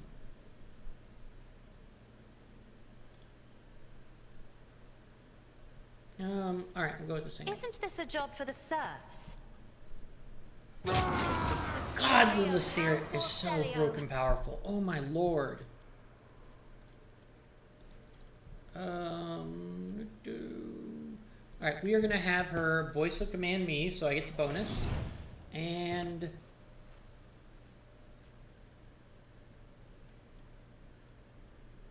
oh, she can't use Bring It Down to give her a turn. Oh, I don't have enough points. That stinks.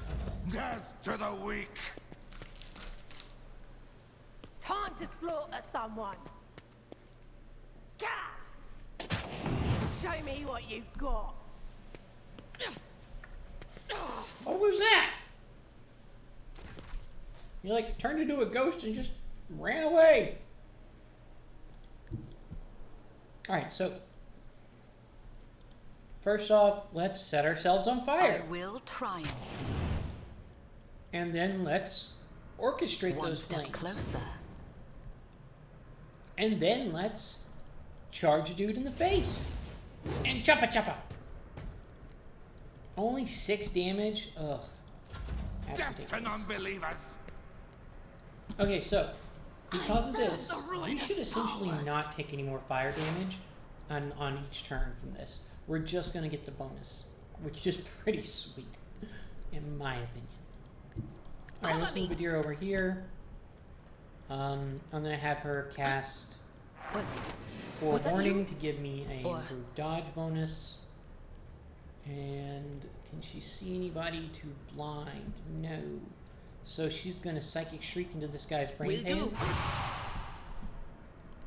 And that'll probably be it. Alright, Abelard is going to use Brace for I will Impact, do my because duty. why not? I don't know what good it does him otherwise. And he will run over here Tried and tested and tactics try are to the best ones. chop this chop your face. The Nimble Prisoner. Okay, so he's like a special class.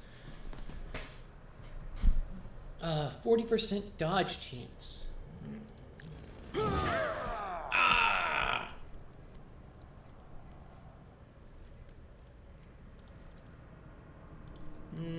As you're back in the Because call. you can't charge somebody unless they're at least over 2 squares away.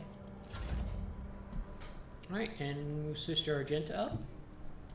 This one dude is blocking my ability to get deeper into this room. It is really frustrating.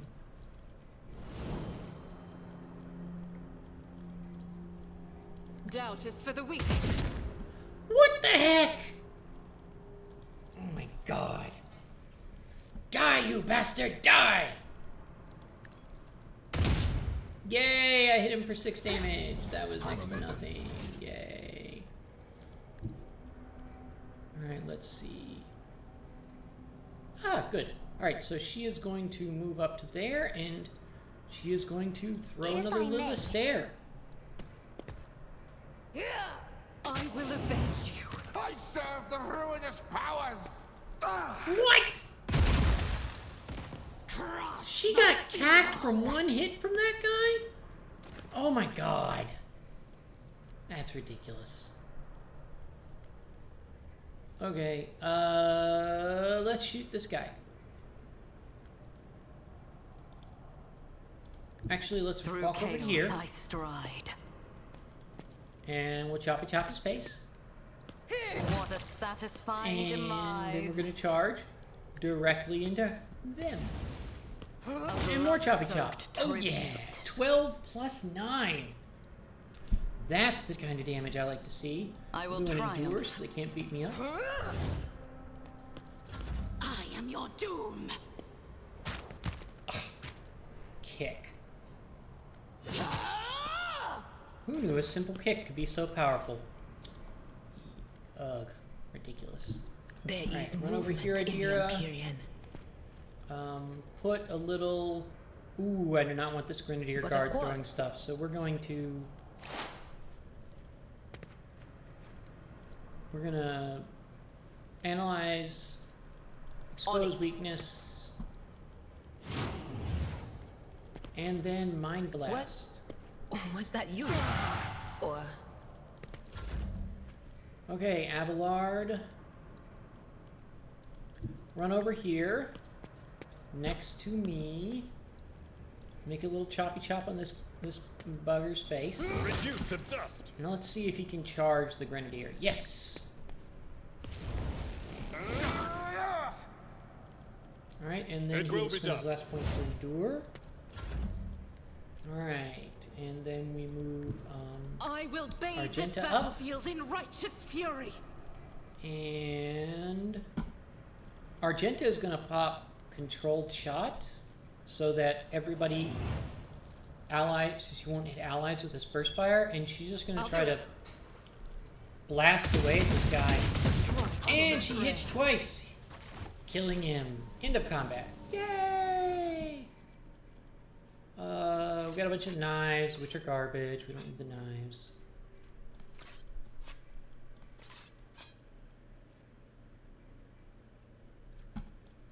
Let's see. Ooh, serrated monoknife. This was actually not a bad weapon starting out. Stub Resolver is, well, we'll keep that. I might use that. Chainmail is a good, like, chainmail is a good early armor. Okay. Whoop. I Looks like tread we a got a path perception check over here to unexplored. inspect a poster. the premonition runs true. A Raquel Welch poster. Andy's been here. Andy Dufresne. Improved auto pistol. Prisoner Shank. All right. Okay, so those who don't know, if it's got the two little arrows, like an arrow on the top and an arrow on the bottom, that means it's a special version. So it's like a better knife because it's a shank. I don't think it's actually better. Alright, so let's see. We've got some better equipment. She's got mesh carapace chestplate. I'm going to give her the chainmail, and then for my character, I'm going to take the mesh chestplate. Let's see, and then we will put that in the cargo. Alright, go to Abelard.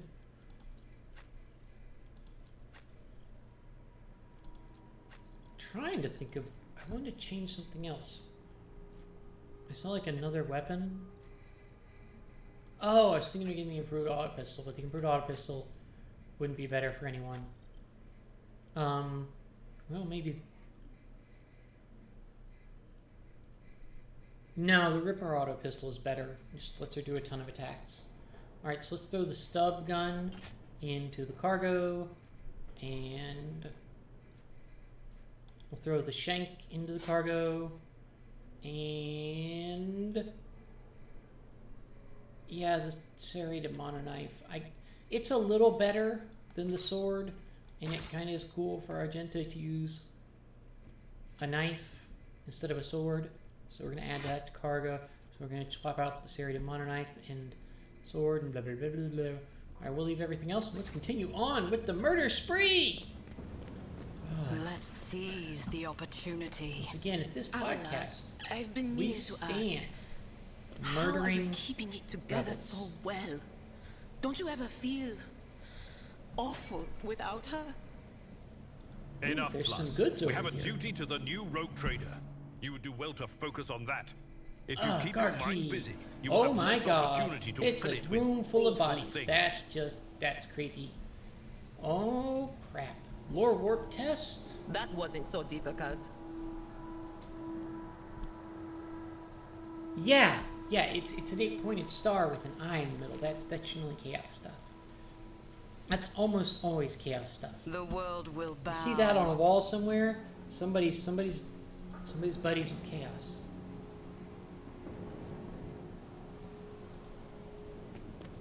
Alright. And another door we can open. The premonition runs true. Oh, shoot!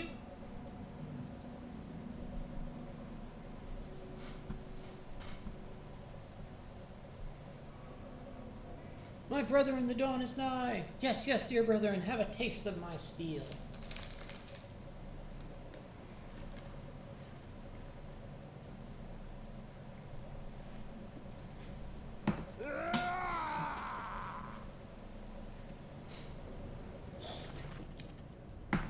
Whoa!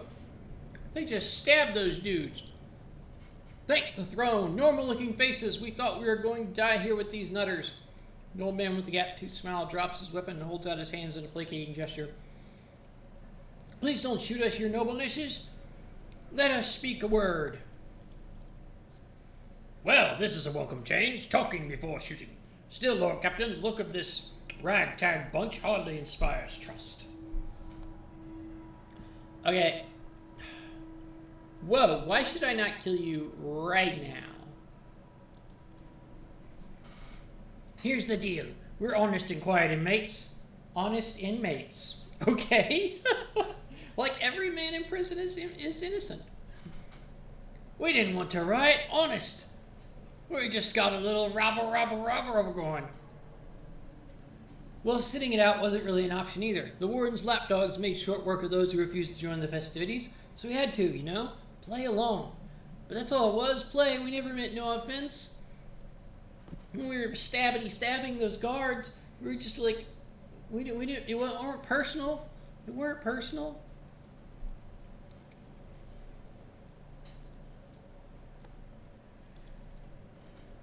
Give us a chance, eh? We just want to wait until everything blows over and we can go back to our cells quietly and do the rest of our time. Yeah, right. A repentant, honest heretic? How novel! The lowborn's speech is mottled with colors that conceal his true, darker hues.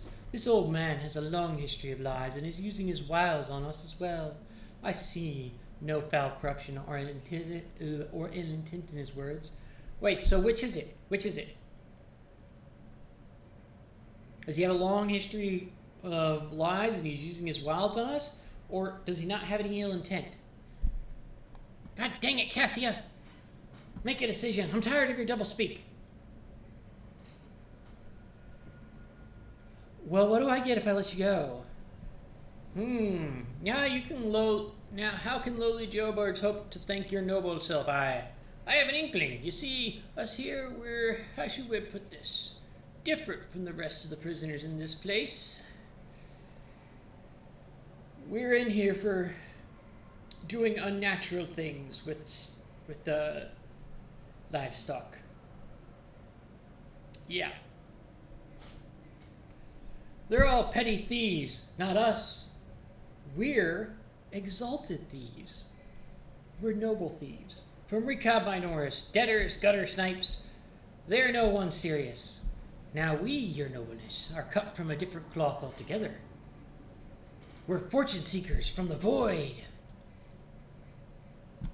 Why don't we tell you we're on Footfall Station? You know Footfall, the only shipyard and the best mark in all of the Cronus Expanse. Yes, so we're on Footfall. You can find some very serious business-minded people and how you can get yourself a very special discount from them on some very special goods. Okay, what kind of people? The most serious kind. The super serial kind. Your nobleness, have you heard the Fellowship of the Void? It is the largest pirate alliance in the Expanse. There is no leader, of course, but there are some terribly serious captains who decided that cutting each other's throats over loot was, what do you call it? Counterproductive. By cutting throats together, now that's anti-counterproductive. The word you're looking for is productive.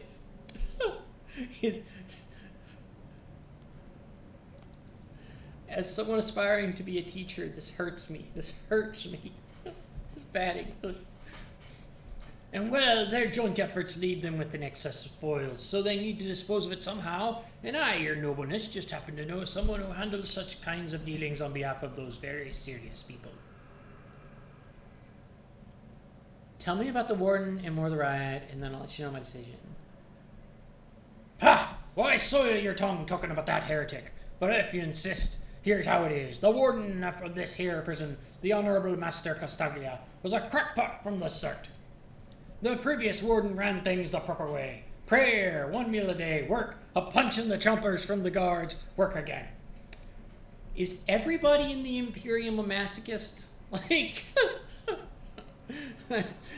these people really seem to enjoy being oppressed. If this was Monty Python beat, they'd be saying, help, help, I'm being given rights, help! But a new one. Do you know what his first decree was? He introduced lunches and dinners. By the 9 devils, that's 3 meals a day.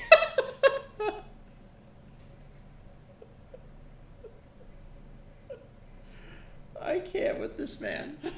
The man was obviously stark raving mad. Oh my god, imagine if you met hobbits.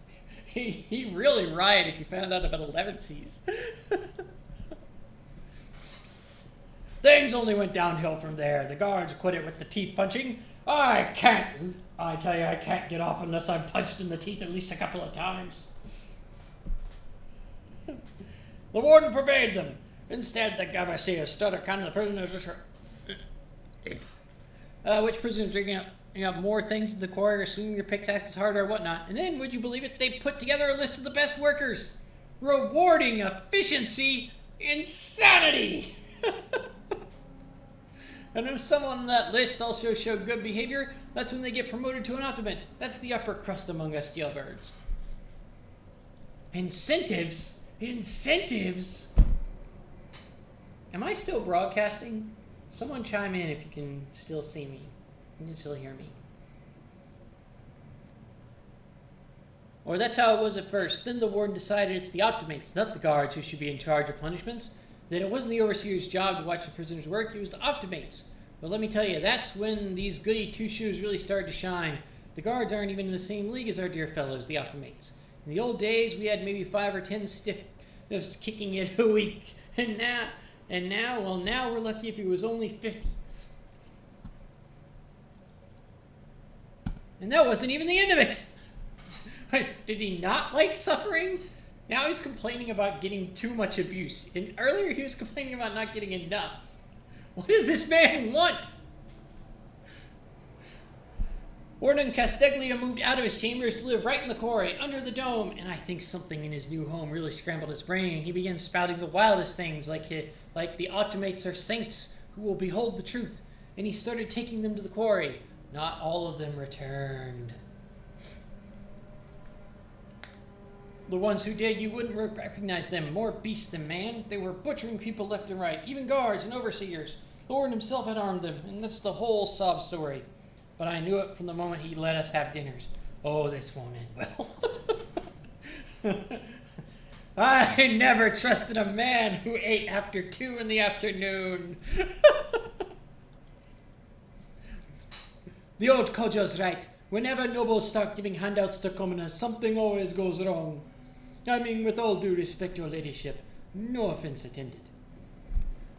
Okay, I'll let you go. Like, that was funny as all get out. I don't even know what to make of you, man. You're like all over the place.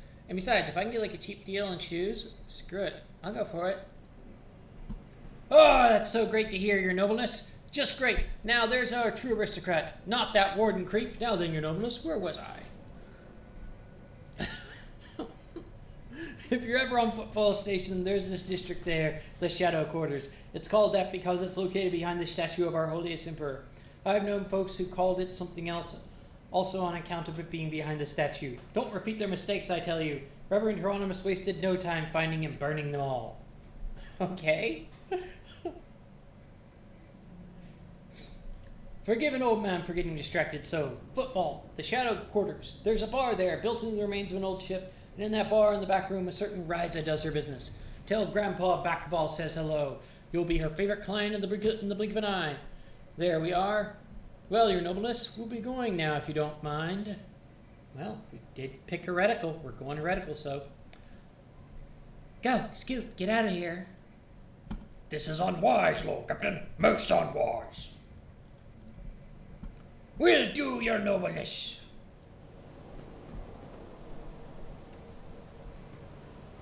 Picking up them heretical points.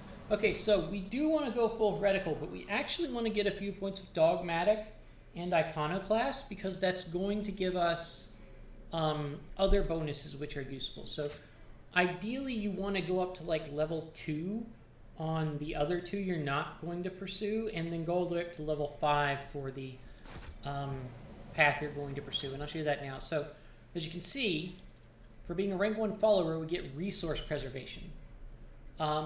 Anytime we use a combat stimulant or a med kit, we have a 20% chance of getting it back. Eventually we can go up to level 5. However, once we hit level 3 in any one of these, we can no longer get the others above level 2. But the others have some pretty good bonuses. Iconoclast. 2 random allies start with temporary wounds if we reach level 1 of Iconoclast. That's nice. Level 2 of Iconoclast. Master of Command.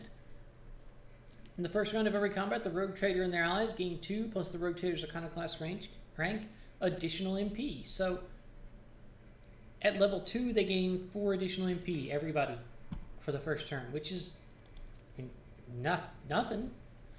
If we have the first 2 ranks of dogmatic, even if we're max heretical, we still get these bonuses. The Rogue Trader and their allies gain plus 10% chance to survive with 1 wound instead of falling unconscious. So, you know, when Cassia got whacked down, there would be a 10% chance that she would still be alive. In the first round of combat, all critical hits scored by the Rogue Trader's party inflict burning. In addition, all fire damage suffered by enemies is increased by 1 for each conviction dogmatic rank. So if we get to level 2 dogmatic, everybody does an additional, all fire damage is increased by 2, which is a pyromancer is pretty freaking awesome.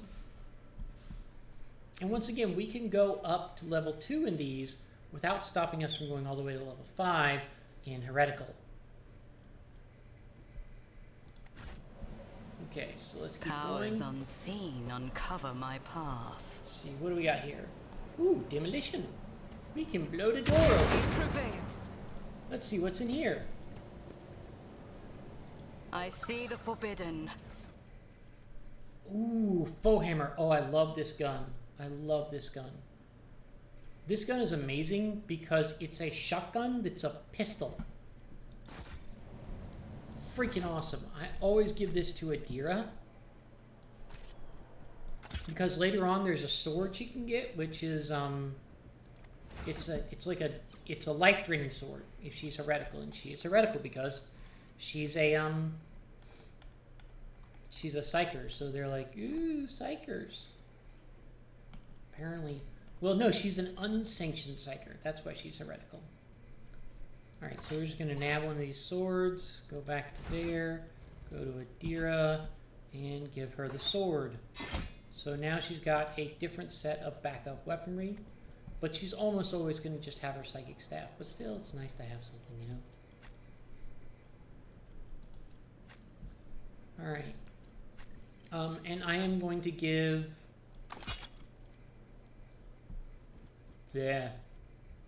Cassia a shotgun, because a shotgun is one of the few two-handed weapons you can actually use in close combat without it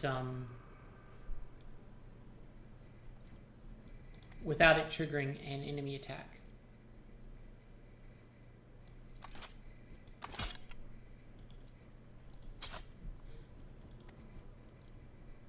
All right, and then the Endure Cloak. Yeah, so we do not want to give this cloak to ourselves, even though we have the Endure ability, because that will remove our burning. And we want to be burning, because we like, fire! Fire! Alright, so we will give it to Abelard, who is the only other character with Endure in our party right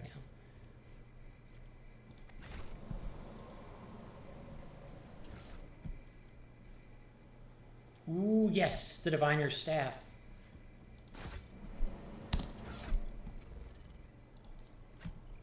Alright, I always love the Diviner's Staff over the Psychic Staff because the lightning that blasts out is way too hard to manage.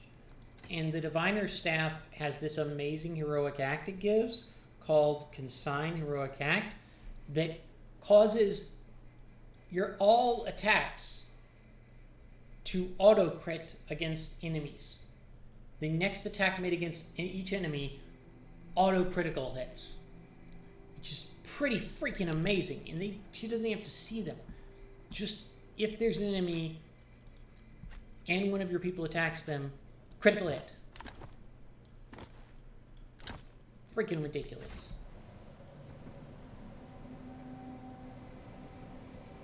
Alright, let's go over here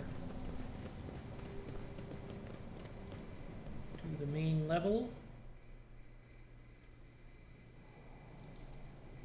A dead guard? No. Intriguing.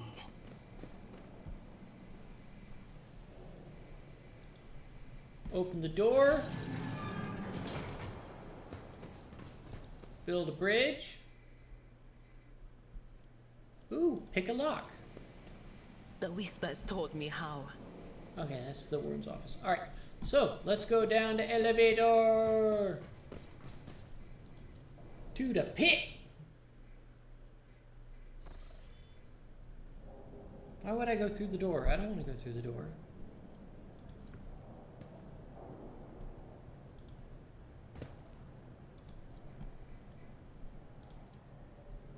Oh, Adira. That wasn't so difficult.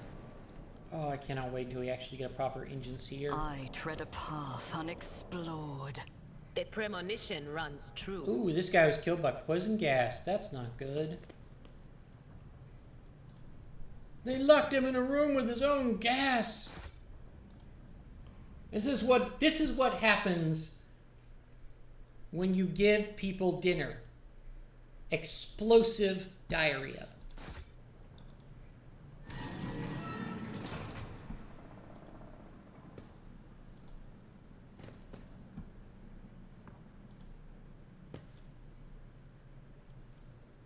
Embrace true power. Ha! We gotta run behind you, fuckers! Warden Casteglia. I told you, Evie, they are hiding so much from us. Arrogant mentors, holy brothers and sisters. What have they ever given us? Nothing but a pile of fibs and useless admonitions. George R.R. Martin? Is that you? I don't understand. I don't get it, Laura. You're gonna have to explain that one a little bit. I'm kind of thick girl. I'm blonde, so you know.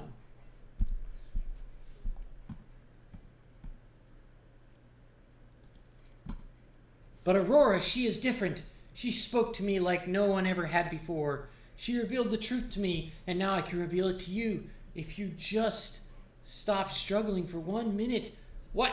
The man finally realizes he is not alone and turns to you. He is clutching a long, thin metallic rod with blood dripping off it. We have guests from the Von Valencia ship, I would wager. Evie, my dear, you will have to wait. Do not faint, I beg of you. It is important that you feel everything, including your other eye. Oh. Okay, I still don't get it. I still don't get George R. R. Martin explosive bowel movement. I don't want to get it, so maybe you shouldn't explain it further. As the warden is speaking, a strange sensation. Sensation? Oh, I'm a psyker. Okay, that makes sense. Draws your attention toward the ground, specifically an open pit in the loose dirt. A single word spontaneously surfaces from your mind. Cradle. The pit itself does not appear to be of much interest, but at some point it held something of great importance. Something faintly familiar to you.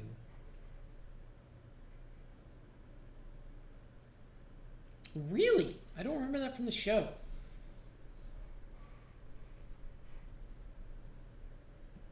Oh! Still don't remember that. The warden's words are suddenly drowned out by a chorus of voices in your head. The entity that still dwells in the recesses of your mind rejoices in a cacophony of cries. This place, it holds great significance for the entity. In the frantic chanting of the voices, you can almost make out words that speak of an ancient grave, one that was open for it contained a priceless treasure, a most coveted prize that was retrieved by the faithful after a centuries-long search. Such dreadful shades, Cassia recoils and covers her mouth. The colors of this place, they are putrescent to the core, and these people, their colors are oozing with madness and despair, pain and doom. Oh. Yeah, I would expect that on the plane. I would expect the water to not be great. Whoa, how do you know me? Warden Castiglione, lies have many faces, but there is only one truth. It has been laid bare before me. I knew the enemy would come here sooner or later. You know we had this guy once. He was a quiet one.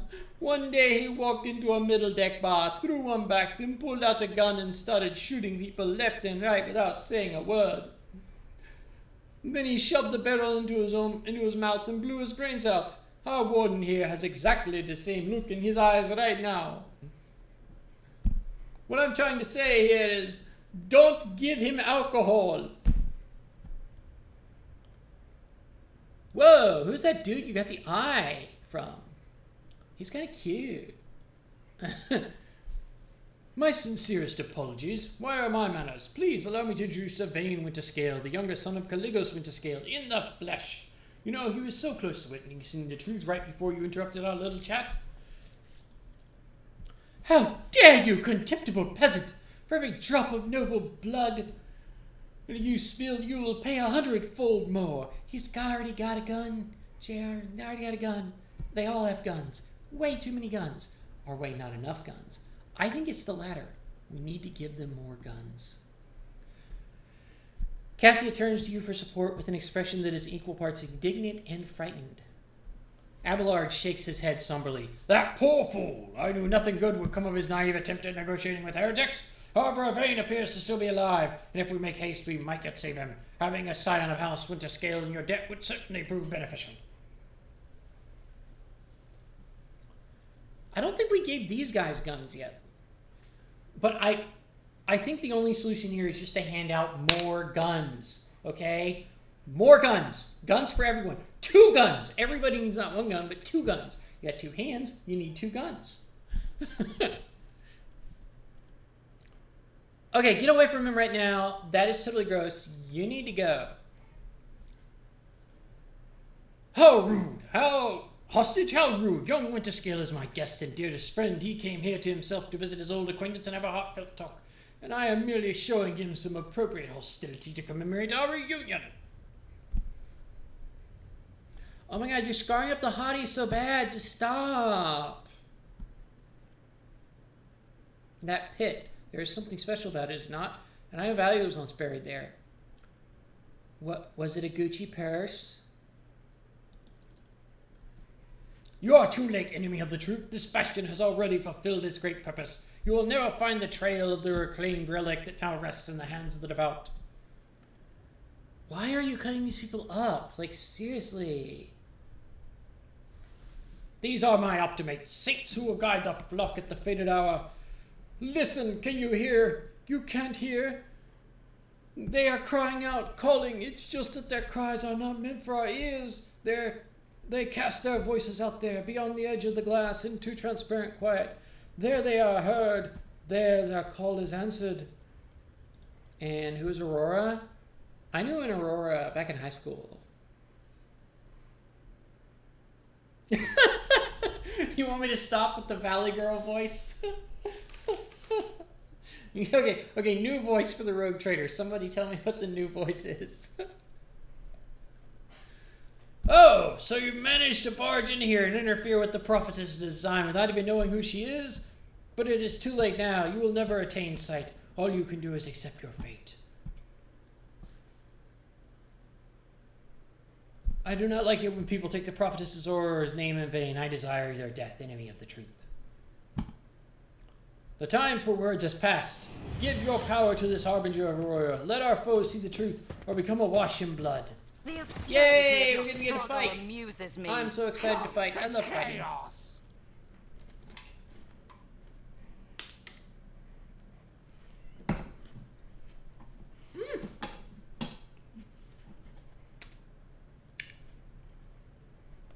My can got a dent in it. I hate it when cans get dents. It has to be perfectly smooth and round. Alright. Let's get a cackalack and cackakillin'. I'm going to go over here to the side, and I'm going to put Abelard right in the front where he is at. Adira is going to once again go in the back so that if she has a little psycho explode, she doesn't like murder everybody with it. I'm going to put Cassia over there so she's safe from the stabby stab. And then I'm going to put Argenta right there at the top so she can just rain bullets down on people.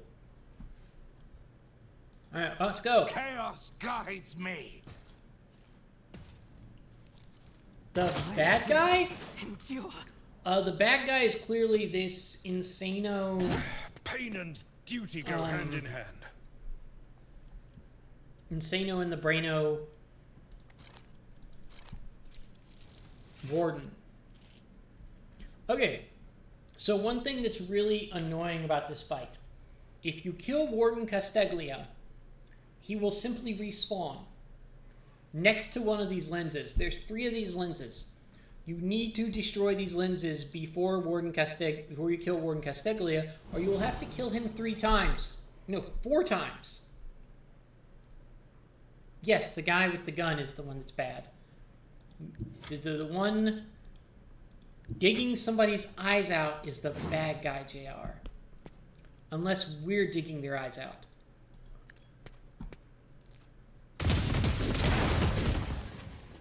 Okay, so we're gonna do another running gun. Because I really want to take this thing down while I'm over here. Oh, come on. Like 1 hit point left? 1 hit point. 1 hit point. Can you believe that bullshit? Let's make it quick. Bullshit. That's some major bullshit. Ooh, Warden Casteglia is running right up on my face. Out of my way. Chaos guides me. Does Chaos guide you? Or do you just think you're hearing voices? Death to the weak. You know, it's not to what you're non-believers. taking out of somebody's body, it's why. And in whose name you're doing it. I need to give myself some insulin.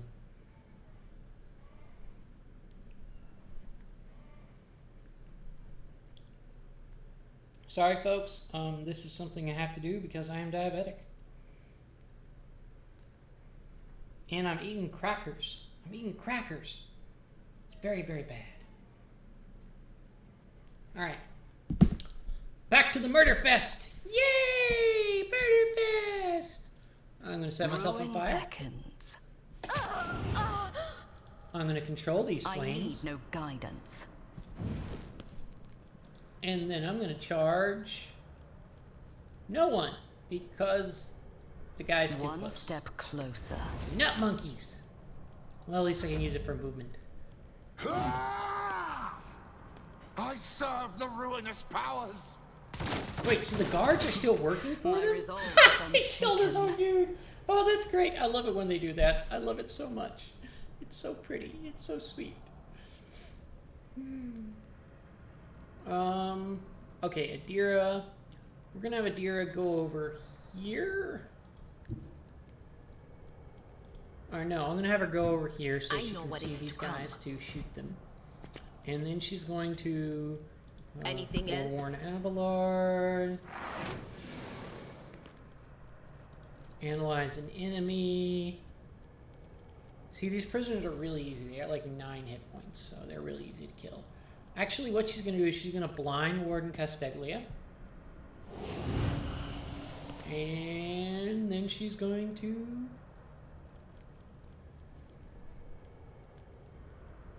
Yeah, let's try to kill this guard. Will do. Ah, 3 points. 3 points to kill him. That's some bullshit.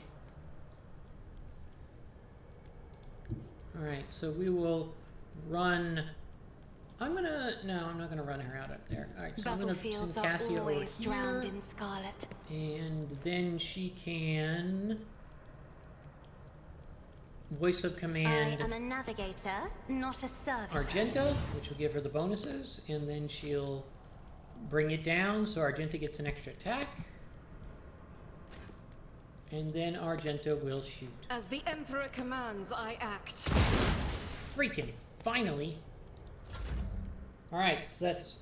He only has 2 respawns now. And then she will crush the guard Isn't with this a her job for the eyeball. serfs? Another foe She gives painted him the black. most angry stare ever, and he just withers. I'm sorry, I'm sorry. At your beck and call. Alright, now he is going to do his cleave attack. Most weapons come with a built-in area attack. You don't have to buy it in this game. So he gets to swing his sword and hit all 3 of them at once. Yay. It will be done. Unfortunately, it takes up most of the attack, Chaos so he gets guides attacked, me. which really sucks. With Abelard standing in front of the warden, I can kind of just send people around to go kill the other dudes, which is what I'm going to do. I'm going to send Rejoice in battle! Argenta over here. She's going to shoot this guy in the back. And miss. In thy Good job, light Argenta. I stand, and thy light I crave.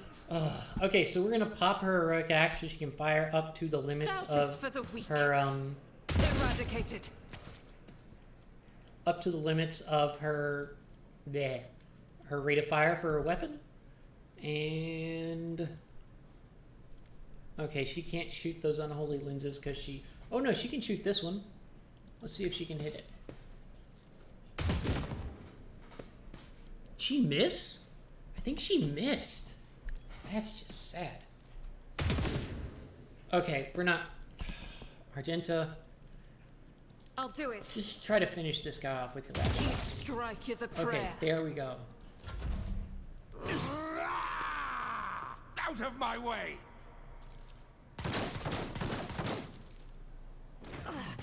I shall repay your strike, shan't I? Okay, Let's see. If I can get up here to kill this one, that would be good. Ravage and conquer. Alright, and then I'm going to charge up the hill. Purpose guides me. Oh, he's just out of range. Ruin beckons. You missed? Oh my god, nobody in my party can hit the broadside of a barn or the front side of a giant magnifying glass. Truly, I doth hate you. What is this foreboding? Okay, let's see. He's still blinded, so that's good.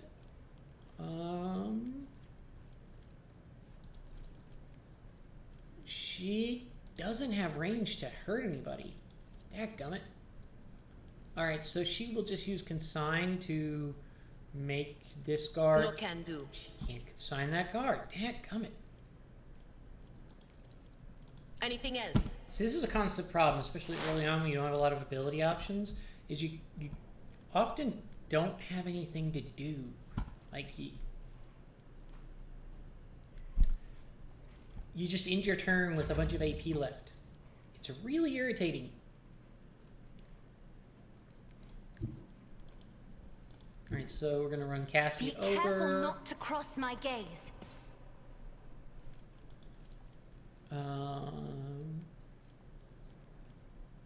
No, we can't give Sister Argenta another turn.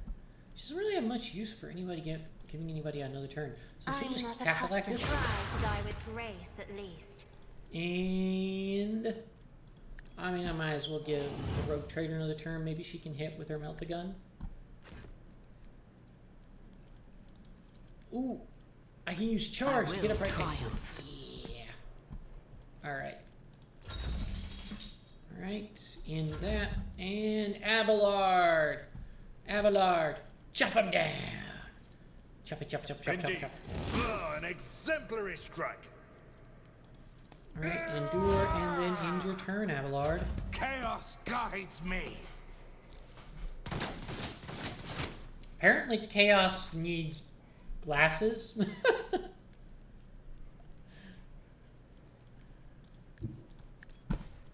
Alright, we'll move Argenta up and have her try to pop this guy. Faith Can without she kill this deeds guard? is worthless. Ooh, she shot him in the face. She I'll do actually it. hit him. Alright, she's gonna run a gun so she can move again and then shoot again. Get a The little bit enemies closer of to the him Emperor and will this be other undone. unholy lens.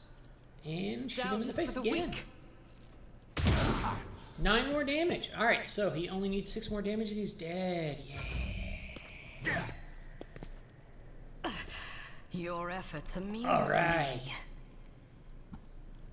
Let's chop this stupid magnifying glass to bits. You won't hurt any more ants. You won't hurt any more ants.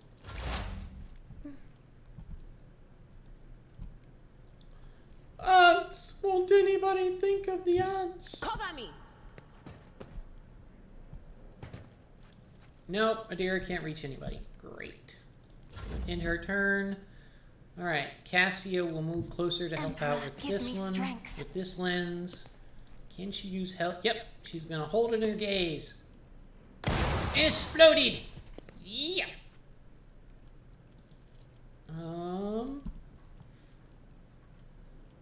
She has no one to really use voice of command on.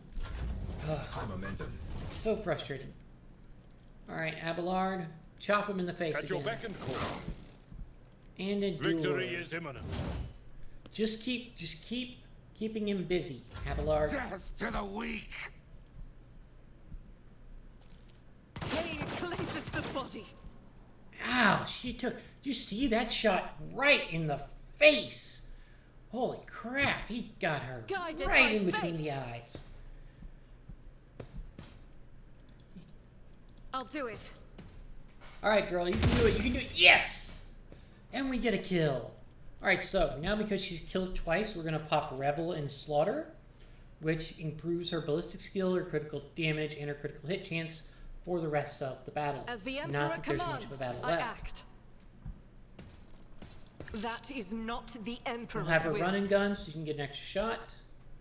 And then she will run over to here. Let's see, do I want to have her... Nah. She'll run over to God, here. Emperor, move through. What I like to eventually Be equip the her with fire in my heart. is...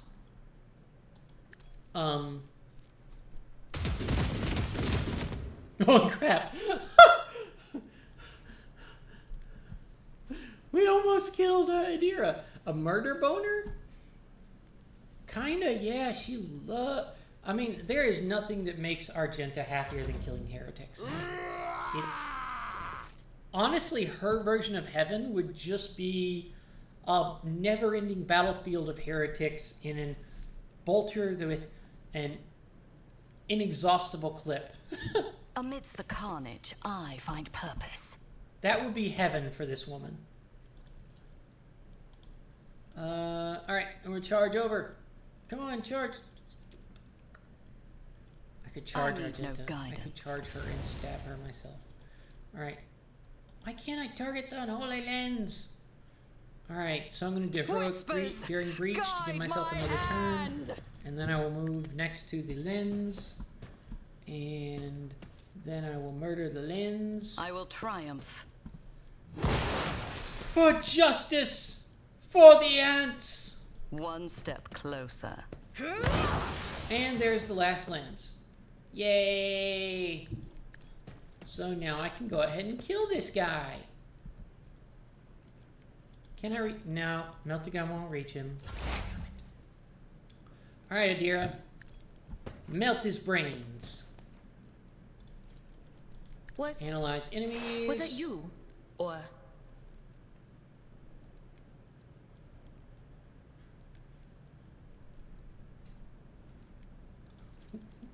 Will do. Are they fighting back? Or are they on their knees assembly line like?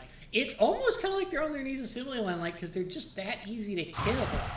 Like you can see most of them have like 9 hit points and a single shot will cack somebody with... Only the Borden is really that hard to kill. I And have because read I've gotten rid of all of tomes his lenses, he military can't respawn. tactics. Alright, and now we crush all If his I may. bones. Another foe painted black. And he's dead. Yay! All the heretics are dead. Oh, we got a cutscene. Oh, I think? Yes? No?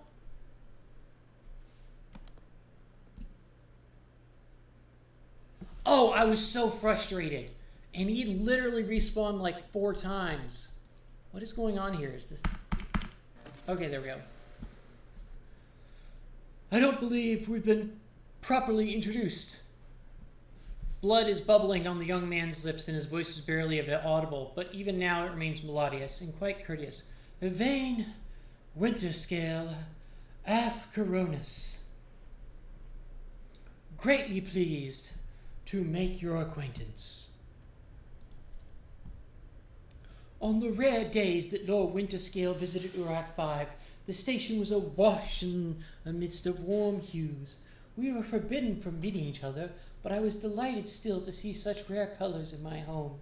Now, however, his colors are darkening, twisting from pain and bitterness. We must help, Lord Captain. We must save the clarity of his soul, for he whose presence makes the world a little brighter deserves no less. Lady Cassia, I presume, the sacred child of House Orselio. How disgraceful it is that on the day we finally meet, Yvain looks away in shame. I find myself not at my best. Ooh, he's a little prim and proper. There is no disgrace in your predicament, Lord Winterscale. The Lord Captain and I met under similarly dreadful and tragic circumstances.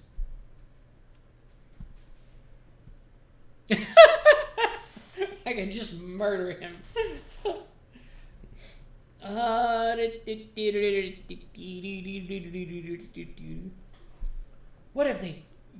have they done to you? And the warden, my dear friend, I tried to convince him to stop the riot. Diplomacy failed. Speaking is a struggle, but he continues stubbornly. Father hates diplomacy, which is why I had to try. Had to try! Conserve your strength. You are wounded and need help. Wounded? What? This is just a flesh wound. Oh God, my eyes, God! I would have phrased it altogether differently.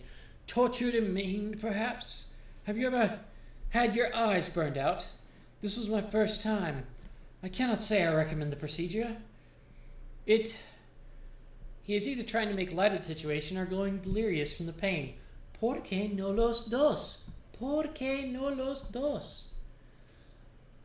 Okay, I gotta get out of here, but I want to make sure somebody takes care of that because it is gnarly.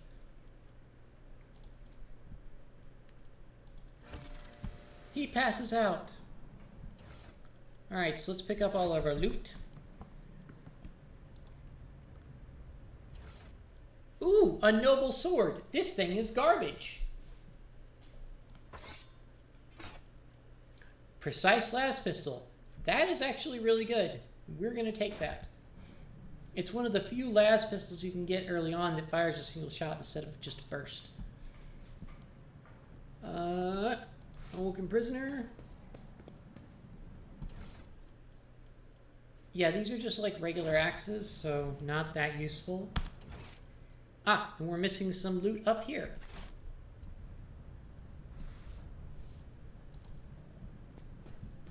And loot. Loot toot. Alright, and then loot. The world trembles beneath my feet. Okay, so we can't get up there. Alright, everybody, let's go here. Let's go there. Let's go. Let's see. Is there anything else we're missing? We're missing something over here. What am I missing? Oh! Stub revolver. That's nothing. That's weak. Alright, let's get out of here.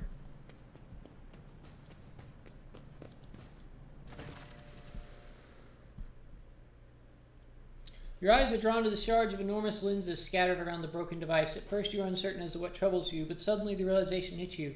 The glass shimmers in a unique way, just the same way as the shards of the unknown broken object found near Theodora von Valencia's desk. What's the matter, Lord Captain? Why are you so interested in...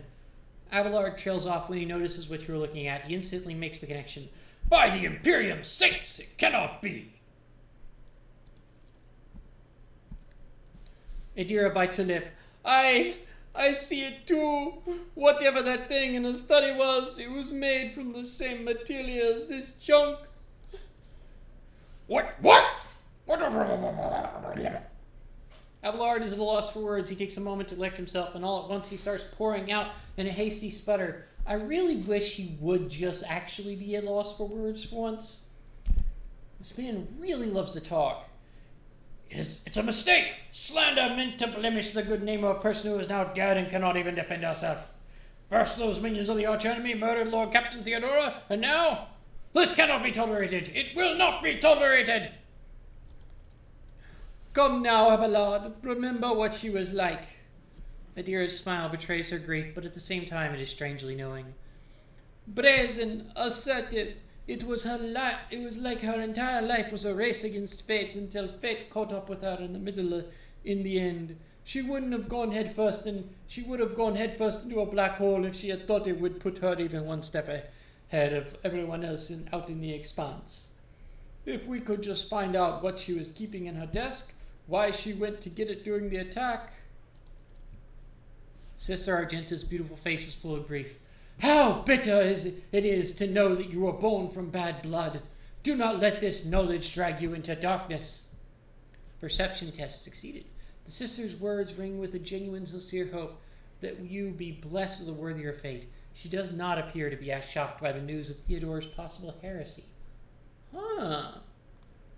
Life must be so easy for you sanctimonious preachers. A dubious trinket and you no longer see a person. You see bad blood, an annoyance, hindrance. There's enough venom in Idira's voice to poison an entire regiment. Argenta recoils, but the next moment her dark eyes ignite with fury. How dare you admonish me? We are speaking of abetting the archenemy. A person who has tainted themselves thus can never justify their actions.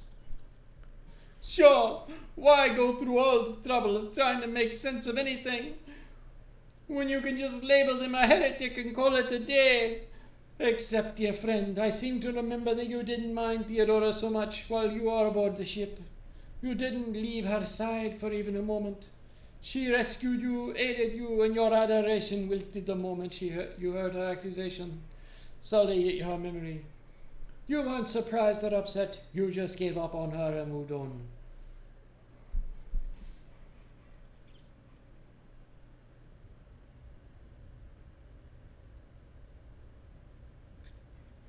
Sister Argenta,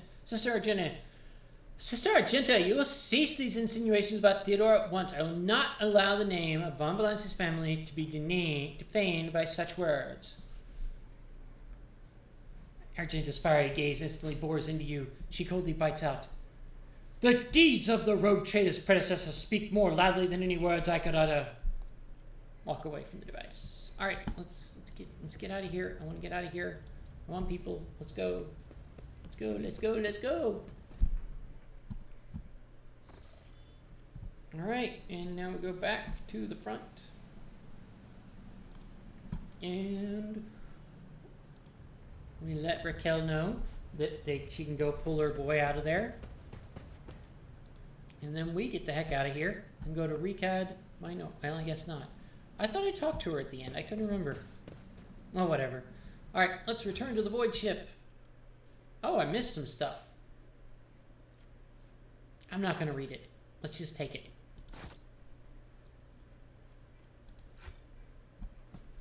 I missed some loot. Oh, no. Everybody's got a thing to say. Permission to report, Lord Captain. Over the past few days, I received several messages from different decks complaining about anomalous behavior in the ship's cogitated servitors. The machine spirits are restless and rebellious, and no technical litany or ritual pacification can rid them of this obstinacy.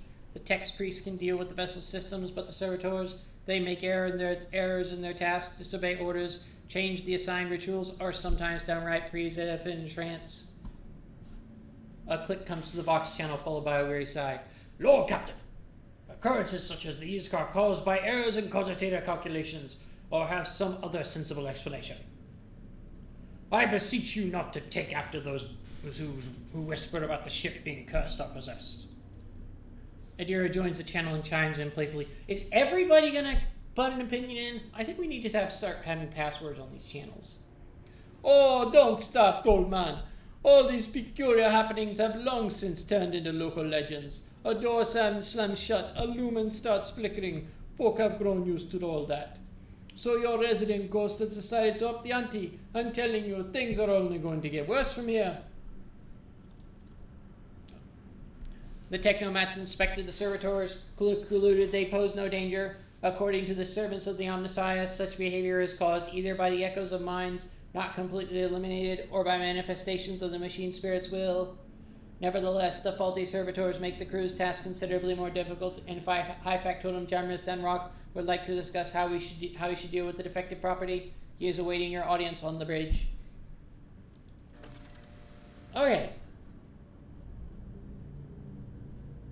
Let's go to the bridge and find out what's going on with these server worries. Are they still got some of their memories left? Is that the problem?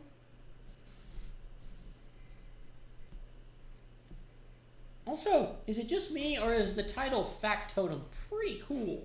I think it's pretty awesome. I like that. I want to be a Factotum. Why can't I be a Factotum? I could be the most high Factotum.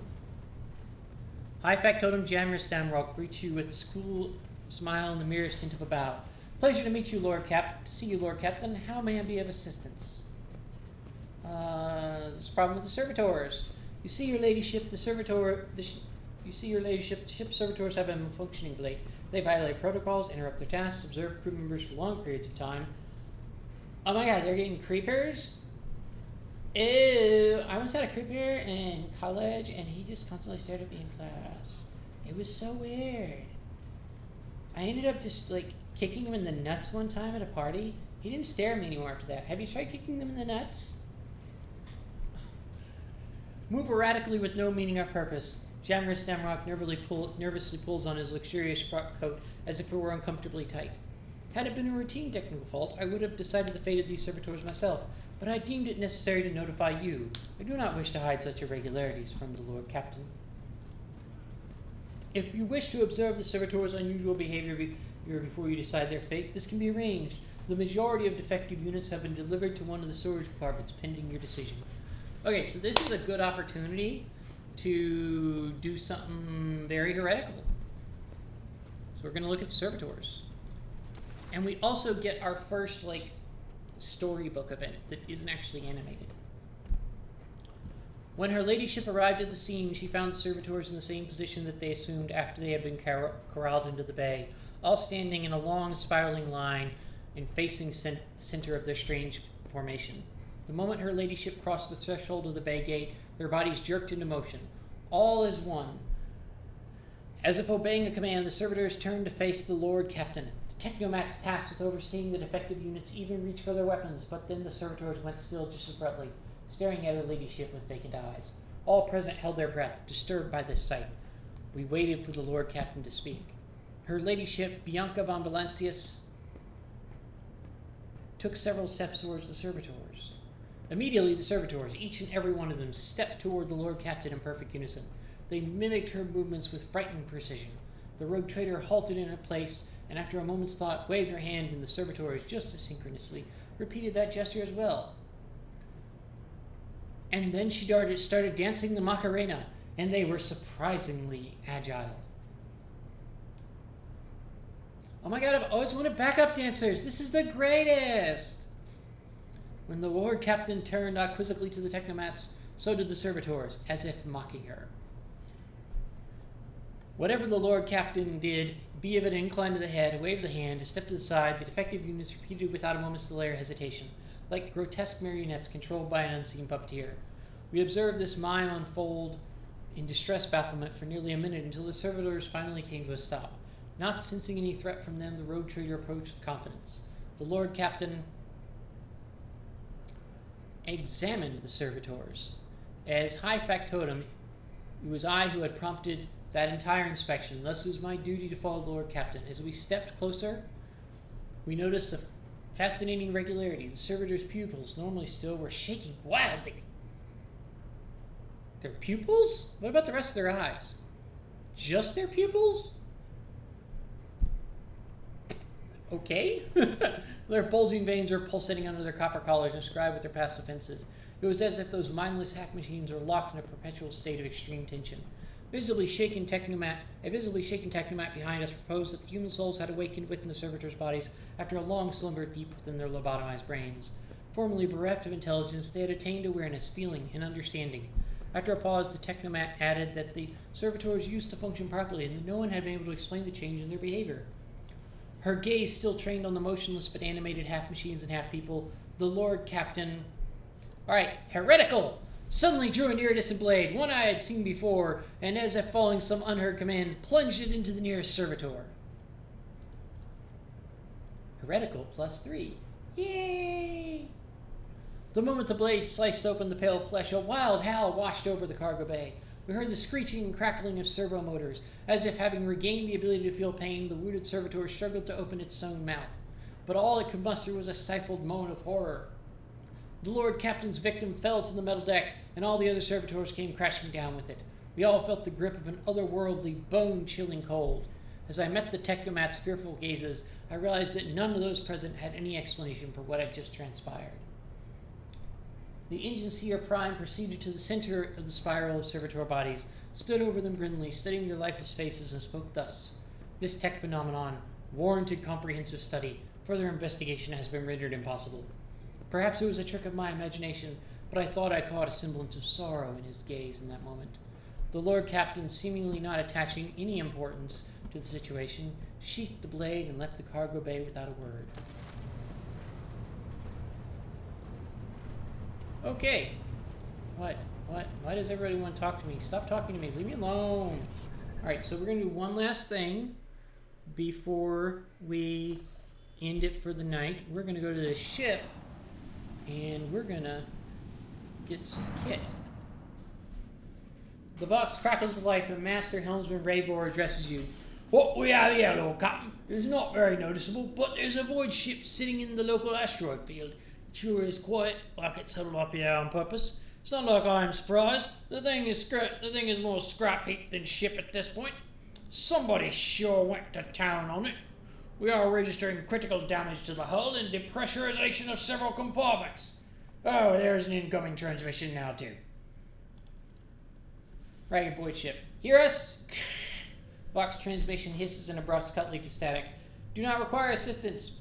Pete, do not require assistance. Copy? The box relays a different voice. Keep following. They'll pass us by, won't they? Emperor protects. Lord Captain, I am told that our Argos cannot determine the allegiance of the vessel. To be brief, there is an unidentified and badly damaged vessel within an asteroid field near the Riccardi Filia colony that is refusing help, which, not to put too fine a point on it, has not yet been offered to them. Thank you, Ravor. I didn't know. Can we establish communication? Yes, Lord Captain. The connection is established. Unknown vessel, we are receiving you. Identify yourselves. I repeat, identify yourselves. For a brief moment, the Vox only hisses and snaps, and then several voices at once start shouting one another. Do not tell! Tell him we are done for! This is Thunderfang. We are... One of the voices falters uncertainly and is replaced by another. A merchant vessel, do you copy? We are a private merchant vessel. A merchant vessel? Oh, of course they are, Captain.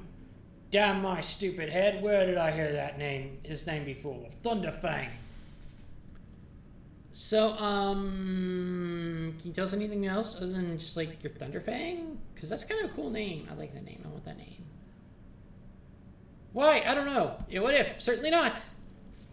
Our vessel is badly damaged. Damage is preventing the correct identification. We assure you, merchant vessel, Thunderfang does not require aid. Ravor, what can you tell me? Telemetry shows multiple hull breaches, most likely caused by the guns of a combat ship. Several compartments are leaking air. The bridge has been almost completely obliterated. 2 of the engines are critically damaged. Somebody gave them a thrashing, so salute they better manage to lip away. Okay, you guys are like really messed up. What's going on? The box responds by bursting in and coughing his sounds, words and emotions. Someone chuckles bitterly, another swears at some foul expletives, and yet another hisses, fiercely demanding that the others shut up. You manage to make out little from all this noise. We were just flying, minding our own business, straight out of the blue and opened fire. Miracle we could get away, Emperor protected. And then more fire. Who? Void only knows. Roasted our tail, bombed everything. Our folks are left without your help. Without our help. We never got to them.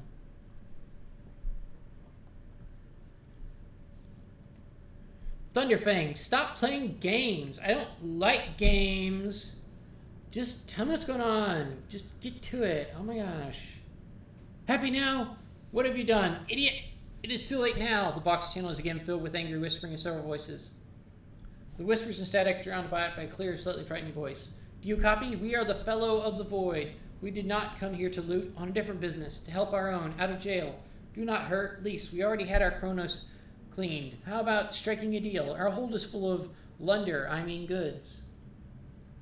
In case you're unaware, Captain, the Fellowship of the Void is a disorderly assembly of several dozen pirate factions in the Cronus Expanse. They consider themselves above regular heretics solely because they sometimes have vox conversations with those whom they are about to board. Were it up to me, I would make them eat a salvo of the macro cannons to shake the scum loose from the decks. They certainly deserve it. High Factotum Generous Stanrock, the honey voice of the High Factotum interrupts the translation with a polite cough. I would wait on destroying the vessel if I were you, although the moral aspects of the livelihood do cause some awkward questions. The Fellowship of the Void remains a major supplier of goods to the local market. Perhaps you will find dealing with them acceptable, especially in a situation where performing a warp jump is impossible. Thunderfang, prepare for commercial exchange. Alright, so, I'm going to explain a little bit about how buying stuff works.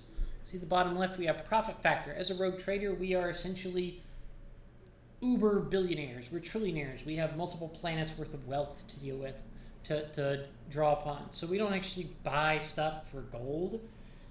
We just go to a place, and if we have enough reputation with them, and our general wealth is high enough as a,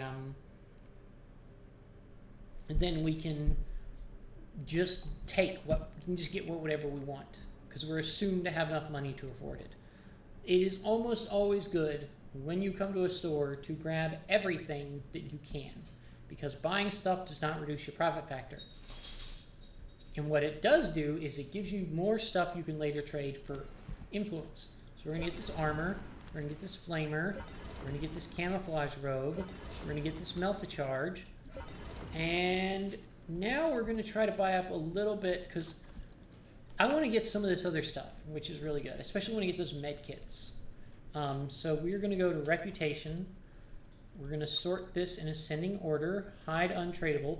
We need 1,500 reputation. Oh, this game is massively pro hoarding. There's no space limit. You want to hoard as much as possible. Gather every little thing. Everything is of value. Everything is of value. So if we offer them some heretic trophies, we get 500. So let's do that. We got 2 heretic trophies. So that gives us 1,000 rep. And now we don't have any Xeno artifacts. We have some ship components. So let's offer them some ship components. We're at 12. We need to get 1,300. So 300 more. Jewelry. There we go. 1,500. Trade that. All right. Now we have 1,500 rep, and we can go ahead and get those med kits. And we can get this autogun. And we can get this power maul. And these stalker gloves. And this fencing body glove. And these force grenades. We will get plenty of other opportunities to trade with the Fellowship of the Void later on. So all of this stuff you see here that they have will eventually also be available later for purchase. So let's close out of there. Let's go to inventory. Let's put some more equipment on really quick.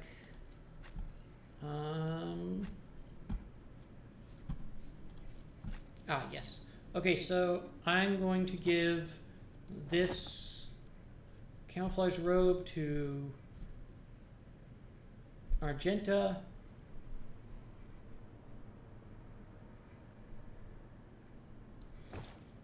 I'll give her the stalker gloves. I'm going to give Abelard this leather armor because it's much tougher. And then I'm going to give him this Mazoa pattern autogun because it's a better weapon than the Ratobi lasgun. Add to cargo. And then I'm going to give her this power maul as it lets her shove people away. The mono knife will go to cargo. And I'm going to give her the last pistol because it's better than the Ripper auto pistol. She can actually use flame weapons, so I actually really like giving her either a bolt pistol or, more likely than not, a flame pistol. Alright, and then we've got the fencing body glove.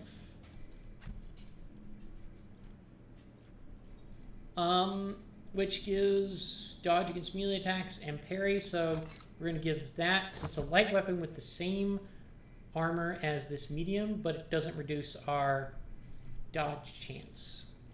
Magic cargo. Improved armor body gloves, so let's give Cassia the improved armor body glove. Add to cargo. Alright, and then we'll take that fire thingy from Cassia, and I'm going to give another med kit to him. And that's that. Alright. So, we got 10 minutes left. Let's go to Recad Minoris. Oh. I'm actually going to have to probably call it early, 10 minutes early, because my little baby Kaya's been begging really, really hard all evening for some attention. I think she's either hungry or she wants to go poopies. And I really don't want her to go poopies here in the apartment, so we're going to do that. Oh, we've got a cutscene. All right, so we'll go through this and then we'll take care of her. As the ship makes its way through the star system, a strange fatigue falls over you. Your eyelids grow heavy, and the quill you have been using to draw yet another order falls from your hand. You raise your head with a start. Someone else is here, in your study. You stand up and stare at the dozens upon dozens of corpses surrounding you. Among their number, you recognize the disfigured and bloody faces of those who died on the ship's bridge and those you met in your previous life. How is this possible? Where are the enforcers posted to stand guard? It matters not. You are alone against a horde of heretics risen from the darkness to take your life. As if of its own accord, the shard lying on the edge of the desk, the sole remnant of Conrad Voigtvir's weapon, slips into your hand. The metal is searing cold. The dead sway from side to side, closing around you in a nightmarishly slow advance. Me. Kneel before your rogue trader. Your lives belong to me. All you hear in response is unintelligible voices, whispers, moans, and derisive laughter. Anger ignites in your chest, and you clutch the shard, which ravenously bites into your palm with its sharp edges. An unbearably bright light floods everything around, and you find yourself surrounded by groveling minions, their bodies shivering in your mere presence. Your hands no longer hold a pitiful shard, but a majestic and intricate weapon, a skillfully crafted sword with strange unnerving proportions, a curved design, and an unusual hilt adorned with the image of a closed eye. The eyes open wide, revealing a gaze so ancient. The eye opens wide, revealing a gaze so ancient and dark that it steals your breath away. You have felt this gaze before, there on the bridge, and the voice that appears in your mind only confirms your guess. The tapestry is woven. The path is chosen. Accept your fate, champion. Yes, master, yes! One look at the weapon in your hand makes your very soul tremble. It is a weapon fit for the greatest chosen of the gods, the judge of fates, the tyrant of millions. In the whispers flooding your ears, you hear promises of strength, power, and triumph. Vogue, the first dawn is hereby woven into the tapestry of your fate. Seek the second dawn in the hands of she who rises above its future dominion. The former aspirant fell, and thus the new one will become the chosen of the weaver of destinies. Make mortals serve you as their god and become the vessel of the edge. You awaken from the vision kneeling next to your desk, clothes drenched in sweat, but the sour taste on your tongue. Your head is ringing and you struggle to recall those faces and the image of the sword in your hands. Only the deep cut on your palm and the bloodied shard lying on the floor reminds you of what just transpired. Pick up the shard. You reach your shaking hand out to the shard, now slippery with your blood. You wipe its metallic surface. I would have gone, I'm the sword master. Who's the key master then? Huh? You wipe its metallic surface and stash your treasure under your clothes, next to your heart and soul, forever seared by the great power of the warp. All right, we need to take care of something that I forgot to do for like forever. I forgot to loot the office because there's a bunch of cool, awesome kit that's here, like this blast wave shotgun, this heirloom auto pistol, Wrath of St. Drusus.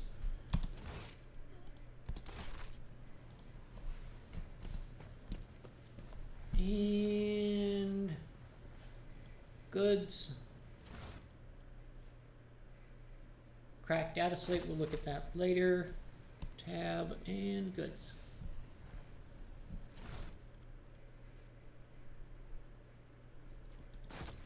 Alright folks, I'm going to call it the end of the night. We're going to save it here and then we will pick up tomorrow night at 6 p.m. where we left off. I have posted a link to the YouTube channel in my Twitch profile. I'm still working on getting those videos uploaded. I've had unending problems with YouTube.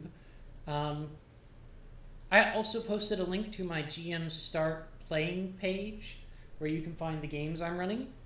You want to go there and sign up? I would love to hear from you there and play some games with you.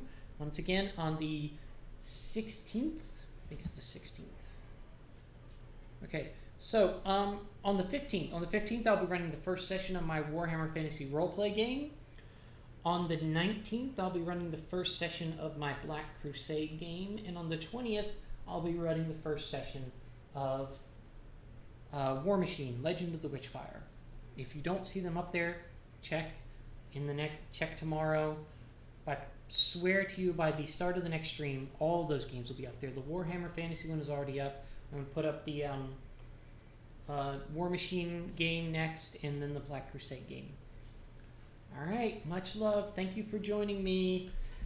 Thank you for joining little Kaya too. Hello, hello. Good night, good night. Good night, everybody.